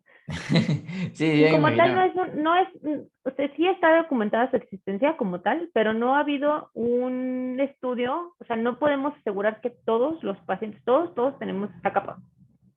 Al final de cuentas se empezó a estudiar en pacientes que tuvieron problemas en la DSM, que no tuvieron precisamente como esa resistencia en la córnea. Entonces, son pacientes que tuvieran o que tienen alguna patología corneal, a final de cuentas, entonces no podemos asegurar que todos tenemos como esta capa, como las 5 capas que ya tenemos como bien establecidas de la córnea. Entonces, no hemos llegado como al número de pacientes necesarios como para hacer un estudio que sea, pues, significativo el número de muestra. No sé si me está explicando como para decir que esa capa ya puede ser parte de, que todos vamos a tener esa capa Ya, por. puede ser como Más una que nada es variante por eso. anatómica, como un repliegue o una Exacto, colonización de colágeno. Entonces es inconstante, ¿no? Como dices tú, y hasta ahora no se le encontró utilidad clínica, creo que es lo más importante a lo que se refiere el doctor, ¿no? exacto. No, Más no que hay nada utilidad porque clínica. se ha investigado en pacientes que han tenido problemas en la DSMT. Entonces, no podemos asegurar que todos los pacientes sanos, a final de cuentas, pues también tengamos esta capa, este estrato de la córnea, porque a final de cuentas es un estrato, es como una membrana basal. Así es, como una Pudiera amenaza, incluso pues. tomarse como parte de una membrana basal, al igual que es la Bowman y al igual que es la DSMT. Al final de cuentas, la Así es. DSMT es lo que es una membrana basal del endotelio. Entonces, no podemos tampoco como asegurar que todos tenemos esa Esa membrana de capa, DUA, como sí claro. hemos visto que todos tenemos una membrana de DSMT. Incluso puede ser parte de esa membrana, puede ser un estrato de la membrana de DSMT. No sé Así es. si le contestamos su pregunta al Sí, sí, doctor. sí, sí, creo que está bastante claro. O sea, lo que quieres decir es que en realidad puede ser una variante anatómica, ¿no? Ajá, Es una exacto. variante anatómica, puede ser, como dices, una condensación de colágeno, pero lo más importante creo yo es que hasta ahora no tiene utilidad clínica. Simplemente como hasta pues hasta racial de repente, ¿no? Que de repente ciertas razas, pero eso está en estudio, todavía no está nada claro. Así es. Sí. Bueno, tenemos otra pregunta y a ver, dice, Tú mencionabas que con la cirugía, bueno, hay pacientes con catarata que requieren cirugía de catarata para curar también trastornos oculares, por ejemplo, en el caso de glaucoma. ¿En qué otras enfermedades también, por ejemplo, valdría la pena retirar un cristalino, ¿no? O mejor dicho, una catarata también, ¿no? ¿Qué otras Sobre alteraciones todo, se acompañan con catarata? ¿Qué otras enfermedades? pacientes que pudieran llegar a presentar riesgo de cierre angular. Creo que ya vieron también algo de anatomía, ¿no? Sí, sí, sí. Con glaucoma ya tuvieron también la clase de glaucoma. Pacientes que tienen cámaras estrechas, que no necesariamente tienen glaucoma, porque pues para decir que tenemos glaucoma es porque tenemos una campimetría, un OCT y tenemos documentado un daño al nervio óptico, ¿no? Al final de cuentas, pacientes que tienen una sospecha de o que tienen una probabilidad de cierre angular son pacientes con cámaras muy estrechas. La cámara anterior del ojo, en condiciones normales debería de medirnos al menos 3 milímetros. Sin embargo, aquí hemos tenido pacientes que llegan con 1.5 de cámara. Entonces, a final de cuentas, el cristalino ocupa espacio dentro de la cámara anterior, ¿sí? El cristalino, o sea, esa lunetita, está rechonchito. Entonces, lo que puede hacer a veces es como empujar hacia adelante el diafragma heridocristaliniano. Se empuja hacia adelante, la cámara se aplana, el ángulo se estrecha. Entonces, a veces estos pacientes no es que tengan incluso una presión intraocular elevada, no es que estén ya teniendo problemas de glaucoma como tal, sino que si nosotros estamos viendo que ese cristalino ya está muy rechonchito y que ya tiene cierto grado de esclerosis, que generalmente se acompaña de esa manera. Es raro que un cristalino sano esté como empujando todo hacia adelante, pero sí puede llegar a ser el caso. Entonces hay pacientes que tienen estas cataratas que les llamamos incipientes, que son cataratas que van empezando, por así decirlo, esa opacidad es apenas incipiente, y se benefician del retiro de la catarata. ¿Por qué? Porque a final de cuentas lo que hacemos es ampliar como esa zona del ángulo, o sea, ampliamos la cámara anterior, o sea, el cristalino de manera regular nos puede medir 3 a 4 milímetros en cuanto a su diámetro antero-posterior. Un lente intraocular nos mide 0.6, 0.7 milímetros, cuando mucho, ¿sí? Dependiendo también de la graduación que se tenga, ¿no? De la óptica de ese lente. Pero a final de cuentas estamos reduciendo de manera muy importante el tamaño de la estructura que se encuentra ahí adentro del ojo. Entonces, cuando nosotros retiramos ese cristalino, esa catarata y colocamos un lente intraocular, estamos ampliando ese espacio de la cámara, estamos ampliando el ángulo y a final de cuentas esto nos ayuda mucho en este tipo de pacientes que tienen como ese ángulo estrecho. Sí, Igual, claro. no solamente tienen que tener ya glaucoma, o sea, no necesariamente tiene que ser como que ya se acompañe también de la presión intraocular elevada. A veces simplemente por esta misma condición podemos llegar a quitar el cristalino. Lo que ya les comentaba también de pacientes que tienen opacidades corticales, que tienen buena visión, pero tienen esa opacidad cortical y por una u otra cosa necesitamos ver la periferia de la retina, sobre todo extrema periferia o la periferia como tal, y a veces esas opacidades espiculadas, como los vimos en la imagen, pues no nos permiten como esa visión. Ahí también tuviéramos que retirar el cristalino, aunque el paciente tuviera una agudeza visual relativamente buena. Claro, justo eso Sí, yo a también final de cuentas. como de parte de retina, por ejemplo, es lo que siempre con los colegas segmentólogos siempre nos comunicamos, ¿no? Porque, por ejemplo, no siempre se da tratamiento de cirugía de catarata a un paciente que dice que le baja la visión, sino porque a veces no le podemos dar tratamiento. Entonces, hay unas cataratas que no, por ejemplo, yo, un diabético que le quiero poner láser y el láser no pasa adecuadamente o con toda su eficiencia, ¿no? Yo quiero que el láser pase en su 100% y me pase en un 30, 40%, y no es eficaz el tratamiento. Y veo que la diabetes está avanzando y se me está comiendo el ojo, se está incendiando. Entonces ahí sí convendría pues una cirugía de catarata para poder que los medios sean transparentes, ¿no? Entonces, Así es. lo que creo que la pregunta iba, ¿no? O sea, no solamente se indica una cirugía de catarata con fines refractivos, ¿no? Exacto, no solo ¿No? para mejorar la visión. No solo para mejorar la visión, sino para mantener la integridad anatómica del ojo, para bajar la presión, para dar mejor tratamiento. Entonces, sí, y también sobre todo creo que lo más común es de que dices, ¿no? Que cuando afecta a las actividades de la vida diaria, que es la catarata senil o la catarata del adulto mayor, ¿no? Que es la más Así frecuente. es. Claro. Después hay una pregunta que dice, eh, dice, ¿se puede realizar la técnica manual a todos los pacientes? ¿Existe alguna contraindicación? No escuché, se cortó un A ver, poquito tu audio. sí, sí, sí. ¿Se puede realizar la técnica manual a todos los pacientes o existe alguna contraindicación? No, la realidad es que podemos realizar una técnica manual, una contraindicación absoluta. no existe como tal para nosotros decir que vamos a realizar una técnica manual o una técnica que no involucre como tal la fagomultiplicación. Realmente son técnicas muy nobles. Esta técnica manual, sobre todo la cirugía de catarata de mínima incisión, es muy noble. Como les comentaba, la podemos utilizar incluso en cataratas incipientes en pacientes que no tienen los recursos o que sabes tú que no vas a tener el acceso como al aparato como tal, al fagomultiplicador, y puedes tranquilamente realizar una técnica manual. Como tal, la que pudiera hacer tal vez alguna contraindicación sería pacientes que tienen alteraciones esclerales, adelgazamiento sobre todo. Escleromalacias, pacientes que ya tienen como alguna afectación en la esclera, que tú sabes que está disminuido el grosor, ahí sí tal vez una cirugía manual no sería como lo más recomendable si vas a hacer un abordaje escleral. Ahora, si el paciente tiene una catarata muy dura y tiene una esclera adelgazada, pues ahí sí tendremos que hacer forzosamente una extracción extracapsular. Por eso les digo, realmente como tal, no podemos satanizar por completo tampoco una cirugía extracapsular de catarata, porque no queremos cortar el ojo en dos, pero a veces es que es la única opción del paciente. Como tal, esa pudiera ser alguna contraindicación para una cirugía manual, sobre todo si quieres entrar o penetrar por esclera. Si tenemos algún adelgazamiento, pues no es lo ideal. En esos pacientes, pues no recomendaríamos en dado caso. Claro, por ejemplo, cuando tuvimos la clase UVIA, la doctora Flor Arenas nos hablaba por ejemplo, de las escleromalacias, las escleritis, por los pacientes con artritis reumatoidea. O sea, tener un paciente con un síndrome de Sjögren, con artritis reumatoide y con una catarata dura, que es un dolor de cabeza. Y encima Sí. diabético. Sí, no, sí, son pacientes que a los que tienes que echarle todas las ganas en el postquirúrgico porque son pacientes que se inflaman mucho, son pacientes que a final de cuentas pues pueden presentar muchas complicaciones, no tanto en el operatorio, tal vez el paciente sale súper bien ese día de quirófano, pero al día siguiente pues ya tienes de sinequias, ya tienes de inflamación, ya tienes sí, son pacientes complicados. Pero sí, Sí, esa sería una claro. contraindicación para una técnica manual. Así es, o sea, el adelgazamiento escleral. Pues bueno, acá había una pregunta que decía, ¿no? ¿Cómo se determina que una catarata es dura? Bueno, ya nos hablaste algo de eso. ¿Y hay alguna diferencia en cuanto a los resultados sobre la visión después de la cirugía si se usa lente flexible o rígido? No como tal, más bien tiene mucho que ver del astigmatismo que tú vas a inducir como cirujano. El lente intraocular, tal vez, hay que hablar de cataratas, hablar, un mundo completo, chicos. Para nosotros hacer una cirugía de catarata, aparte de la planeación quirúrgica, tenemos que ver también la planeación del lente que le vamos a poner a nuestro paciente. Todos los lentes vienen graduados con cierto número, cierta medida. Esta graduación se basa en las condiciones de la córnea, las queratometrías, en la longitud axial, en el tamaño de la bolsa, el blanco a blanco.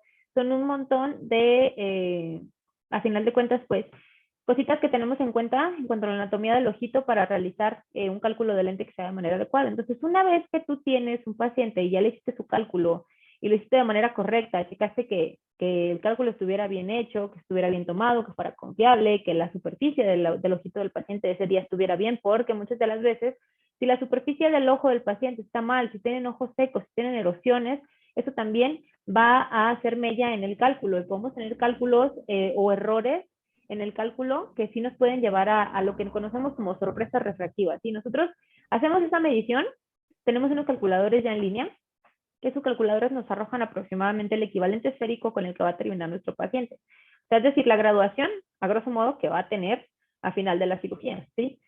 Sin tomar en cuenta el astigmatismo que tú como cirujano induces, porque obviamente cuando cortas córnea o cuando cortas esclera, de una u otra manera vas a inducir astigmatismo. Lo que te da el calculador es un aproximado de cómo va a quedar el paciente con ese lente que tú vas a colocar. Entonces, en teoría, si te vas a solamente el hecho del cálculo del lente, no hay una diferencia como tal entre si le pones un rígido a si le pones un plegable. Mientras tu cálculo del lente esté bien hecho y esté hecho en base a las condiciones de tu paciente, el esperado puede ser exactamente el mismo. Yo puedo planear para una cirugía ponerle un lente plegable o ponerle un lente rígido, dependiendo obviamente del abordaje. Si estoy haciendo una facomultiplicación, pues no le voy a poner un lente rígido porque no tengo el espacio, no tengo la incisión necesaria para que ese lente pase. Pero yo le puedo poner incluso a las cirugías de manuales, las de mínima incisión, podemos colocarle lentes plegables. No necesariamente tiene que ser un lente rígido. Yo le puedo colocar a un paciente de este tipo de cirugía, le puedo poner un lente plegable y va a ser exactamente el mismo resultado si le hubiera puesto un lente rígido. Aquí ya es mucho de la preferencia del cirujano y sobre todo de los recursos que tenga. Sí, a veces nada más tenemos cierto tipo de lentes para trabajar y pues tenemos que adaptarnos como que al tipo de lente que tenemos disponible. al tipo de lente que el paciente puede pagar, porque también eso es importante. El PMMA es mucho más económico que un lente plegable, pero a final de cuentas les puede ir igual de bien a un paciente con un lente plegable, con un lente rígido, siempre y cuando tu cálculo esté bien hecho. Claro. Justo quería, ya para cerrar, quería preguntarte sobre ejemplo de dos conceptos. Uno, lo que es, ¿qué cosa es la cirugía facorrefractiva? Que también la otra vez, por ahí alguien lo mencionó en una clase, cuando estábamos haciendo la clase de, creo que era, no me acuerdo si era de uso visual. Uno, ¿qué es la cirugía facorrefractiva? Y dos, creo que lo más aproximado a lo que estás dando sobre, por ejemplo, qué es la cirugía con lentes premium o con lentes que no son los normalitos, por así decirlo, ¿no? Que son, no sé si, bueno, yo les hablé la otra vez de presbicia, que era la dificultad para ver de cerca. Entonces, si ya no hay cristalino y va a haber un lente intraocular, ese lente intraocular no va a acomodar, no va a permitir ver de cerca. Por eso es que, ¿qué diferencia hay entre usar un lente monofocal que te permite ver de lejos y un lente multifocal? ¿Qué ventajas tiene, ¿no? Esas dos cositas quería, porque eso también está relacionado a cirugía refractiva, que es lo que también quieren saber los chicos de que a qué edad me puedo operar, si lente de contacto, cuándo lente de contacto, cuándo cirugía. Bueno, eso ya lo vamos a dejar con la miel en los labios para la siguiente clase. Pero al menos esas dos cositas sobre lentes premium y sobre cirugía facorefractiva. Ok. Bueno, creo que sí, en la diapositiva de los lentes, como sí tocamos como ese punto del tipo de lente, la cirugía premium de catarata, a final de cuentas, es la cirugía en la cual estamos tratando de alcanzar un target refractivo en el cual nuestro paciente no tenga que utilizar corrección por fuera, así que no tenga que utilizar alguna corrección, ya sea aérea o lente de contacto, como prefiera. O sea, que nuestro paciente, buscar la emetropía, que nuestro paciente no tenga ninguna graduación, ¿sí? Entonces, la cirugía facorrefractiva como tal se puede dividir en dos vertientes. La facorrefractiva como tal, donde se retira el cristalino y donde se deja el cristalino. La cirugía donde se retira el cristalino, generalmente lo dejamos en pacientes arriba de 40 años. ¿Por qué? Porque el cristalino a partir de los 40 años aparece la presbicia y a final de cuentas esa zónula se va debilitando y va perdiendo como esa oportunidad de hacer como el enfoque para ver de cerca y de ver de lejos. Entonces, un paciente que tiene más de 40 años, que ya no tiene como ese enfoque, como esa acomodación, podemos retirar el cristalino como tal y dejar un lente intraocular premium. El lente intraocular puede ser multifocal o puede ser el de rango extendido, que es el EDOF que les comenté. El multifocal tiene la ventaja o tiene la bondad que corrige a las tres distancias. Los pacientes que les ponemos un lente multifocal van a ver bien de cerca, van a ver bien intermedio, más o menos a 60 centímetros, y van a ver bien de lejos por el tallado concéntrico que tienen estos lentes. En el centro tienen unos aros. Esos aros se encargan como de disipar la luz que entra a la retina y el cerebro trata de hacer como ese ajuste de, bueno, quiero ver de cerca, voy a utilizar este aro o el aro va a pasar la luz a través de este arito y me va a permitir tener una visión cercana. Bueno, ahora quiero ver intermedio, entonces esa luz va a pasar por cierto número de aros y va a llegar a la retina de diferente manera y me va a permitir tener una visión intermedia. Igual la visión lejana. ¿Cuál es el detalle con este tipo de lente? Que esos aros concéntricos pueden llegar a ocasionar mucha glare o mucho deslumbramiento como tal en condiciones de poca luz. Entonces, por ejemplo, pacientes que manejan de noche, pacientes que tienen una pupila muy grande, esos pacientes generalmente no son candidatos a este tipo de procedimiento porque van a tener muchos fenómenos visuales. Lejos de ver bien, van a tener mucha alteración en cuanto a la luz y van a tener muchas como halos de luz que van a estar viendo por esos aros. Otra cosa, pacientes con pupilas también muy pequeñas tampoco son como tan candidatos a este tipo de procedimiento porque a final de cuentas los aros, pues si la pupila queda siempre en una sola posición, no se van a aprovechar como el resto de los aros y no vamos a tener el rango completo de ese lente. Por eso tampoco es como tan preferible. Y otra cosa también, los lentes premium son un arte, son una ciencia. Para tú decidir que un paciente es candidato, tienes que hacerle un montón de estudios. No sé si les has hablado algo del ángulo kappa y el ángulo alfa. No, eso sí no les he hablado. Sí, son cosas como muy avanzadas, ¿no? Al final de cuentas, el ojo parece ser que está en el centro. O sea, nosotros si vemos el ojito pareciera que está en el centro, pero al final de cuentas, la mácula está en cierto punto y el centro de la córnea está en otro punto y dentro de esos dos tenemos ciertos ángulos que tienen que tener cierta medida, no nos podemos pasar como de esa diferencia que hay entre un ángulo y otro, porque si no, ese rango de acomodación que tiene el lente tampoco va a ser el ideal. Ahora, también tenemos pacientes que tienen córneas muy multifocales, o sea, son córneas que de por sí ya tienen como diferentes puntos focales. Y si nosotros esas córneas multifocales les ponemos un lente multifocal, el paciente también nos va a odiar porque esos aros van a chocar con esa multifocalidad de la córnea y el paciente va a ver espantosamente mal, aunque alcance un 20/20. Entonces, el arte de los lentes premium es increíble. Todo lo que se tiene que hacer para poder realizarse una cirugía de este tipo, implantar, encontrar al paciente ideal para implantar este tipo de lente. Pacientes que tienen también alteraciones como glaucoma, no se puede colocar este tipo de lente porque a final de cuentas si llegaran a requerir una cirugía filtrante, ese lente tiene que estar perfectamente centrado dentro del ojo para que tengamos esa función. Entonces, las cirugías filtrantes o el glaucoma, esta presión intraocular que va y viene, también puede ocasionarnos esos descentramientos de ese lente y también el paciente va a ver de manera espantosa.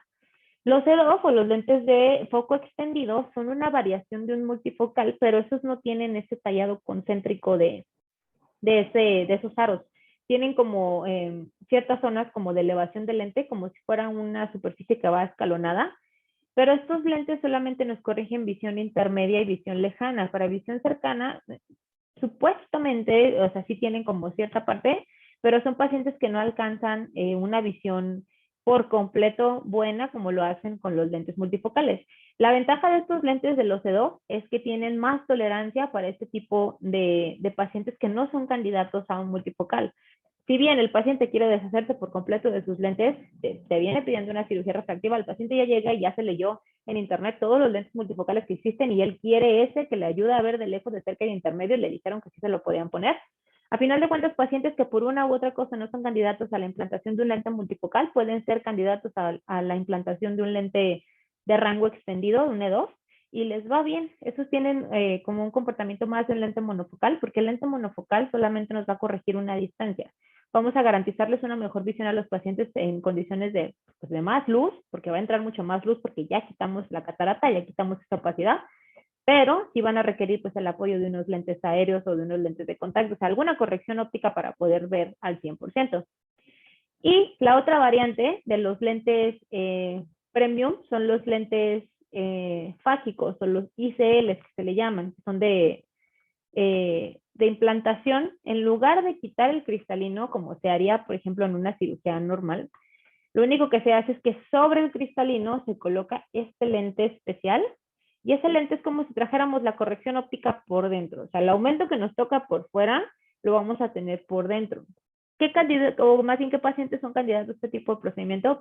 Pacientes que son muy hipermétropes, pacientes que son muy miopes, tienen una graduación muy alta, pueden llegar a ser candidatos a este tipo de procedimiento. Más los miopes que los hipermétropes, porque los hipermétropes tienden a ser ojitos más pequeños, pueden ser cámaras más pequeñas y aquí también, como el lente se implanta entre el iris y el cristalino, tenemos un espacio que se llama vault. Entonces debe de tener cierta medida ese espacio porque a final de cuentas el lente va a quedar como un sándwich entre esos dos, ¿sí? O sea, como si fuera un sándwichito, queda ahí. Entonces, ¿cuál es el problema? Si eso está muy ajustado, ese lente va a estar moviéndose y puede estar rozando el iris. El iris está hecho de pigmento. Empezamos a tener esa dispersión de ese pigmento se puede ir a la malla trabecular, nos tapa la malla trabecular y nos ocasiona un glaucoma.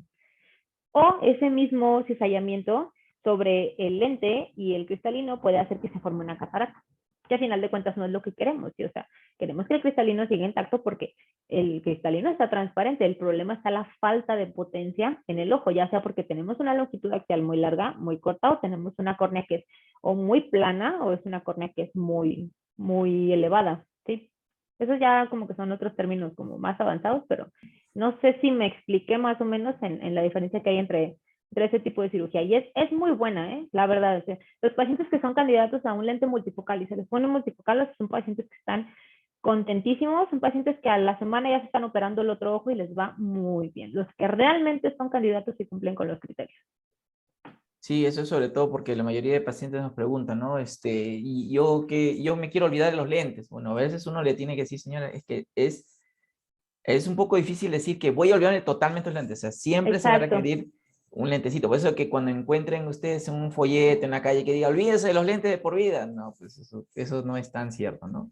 Entonces, Exacto. sí, Y bueno, para que quede claro, creo que la cirugía facorefractiva es para buscar, sobre todo está aplicado más a los pacientes que son présbitas y a los de repente miopes o que tienes que ver la manera cómo corregir. De repente no lo puedes hacer con cirugía refractiva, que es lo que vamos a tocar la próxima semana.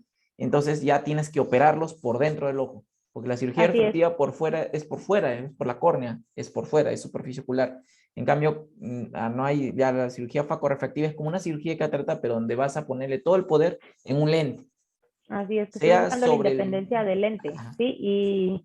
Y otra cosa, son cristalinos sanos, ¿sí? Son cristalinos que no están opacos, que no tienen una catarata como tal, pero son cristalinos que se remueven, en el caso de la facorefractiva, que no se pone el ICL, que se pone un lente premium, se remueven porque en esa bolsa vamos a implantar el lente, pero no es porque el cristalino tenga algún problema, alguna opacidad, alguna catarata, no, simplemente es porque el paciente desea dejar de usar los lentes. O la medida Y es muy alta, sí, claro, y es sí, es importante que siempre les comentemos al paciente que lo que buscamos es que tengan una menor independencia de sus lentes, ¿sí? A final de cuentas, pueden llegar a requerir lentes para visión cercana o pueden llegar a requerir lentes para visión lejana, pero lo que tratamos de hacer con ese tipo de pacientes es que sea menos la cantidad de graduación que tienen que utilizar muchas de las veces o incluso que sea menos que tengan que traer siempre los lentes y al menos que tengan, no sé, una buena visión lejana y ya para visión cercana es más fácil que un paciente acepte ponerse un par de lentes y para que pueda ver, hacer sus actividades de cerca, leer, comer, como lo que se hace aquí a 30 centímetros, y ya para el resto de sus actividades andar libre de los lentes. O sea, nunca prometemos como una independencia total de los lentes porque eso puede no llegar a ocurrir. Claro, sí, Valeria. La verdad que es toda una, bueno, es toda una su especialidad. Ya creo que los chicos se están dando cuenta de que la oftalmología es todo un universo. Uno Así es. nunca, no alcanzaría la vida para poder terminar de estudiar todo. Pero bueno, entonces te agradezco mucho, Valeria. Estamos corriendo, creo que para la próxima semana ya la parte de cirugía refractiva y enfermedades corneales, por ejemplo, ahí vamos a tocar lo que es la úlceras, seguro. Vamos a hablar de ojo seco, de la patología más Sí, frecuentes y que sí, sobre sí, todo son sí. preguntas de examen de residentado. Esas sí vienen en el recintado, por ejemplo, ¿no? Las úlceras micóticas, las úlceras bacterianas, Las la conjuntivitis, sí, conjuntivitis, sí. las traumas oculares y todo eso. Más bien agradecerte, Valeria, de parte de la Universidad Peruana Unión y de parte también de los chicos. Ya están haciendo llegar las felicitaciones en el chat. Y pues comprometerte para la próxima semana. No sé si podría ser domingo. Ya nos estamos poniendo de acuerdo. Sí, claro. ¿Sí? ¿Sí? Listo, más bien entonces, chicos, entonces vamos despidiendo a la doctora y bueno, ahí están todos los saludos de los chicos. Están muy contentos. Más bien, De Valeria, nada, entonces, chicos, espero que les haya quedado claro todo y lo que no con confianza, te pueden mandar un mensaje al doctor Fernando y la próxima clase vemos si algo no quedó muy claro. sí, sí, sí, claro, claro, Valeria. Muchas gracias por tu tiempo. Listo, nos estamos viendo entonces para la próxima clase, ¿ah? Muy bien. Listo, muy bien, nos vemos, cuídense, hasta luego y Hasta buena luego, semana. chicos. Un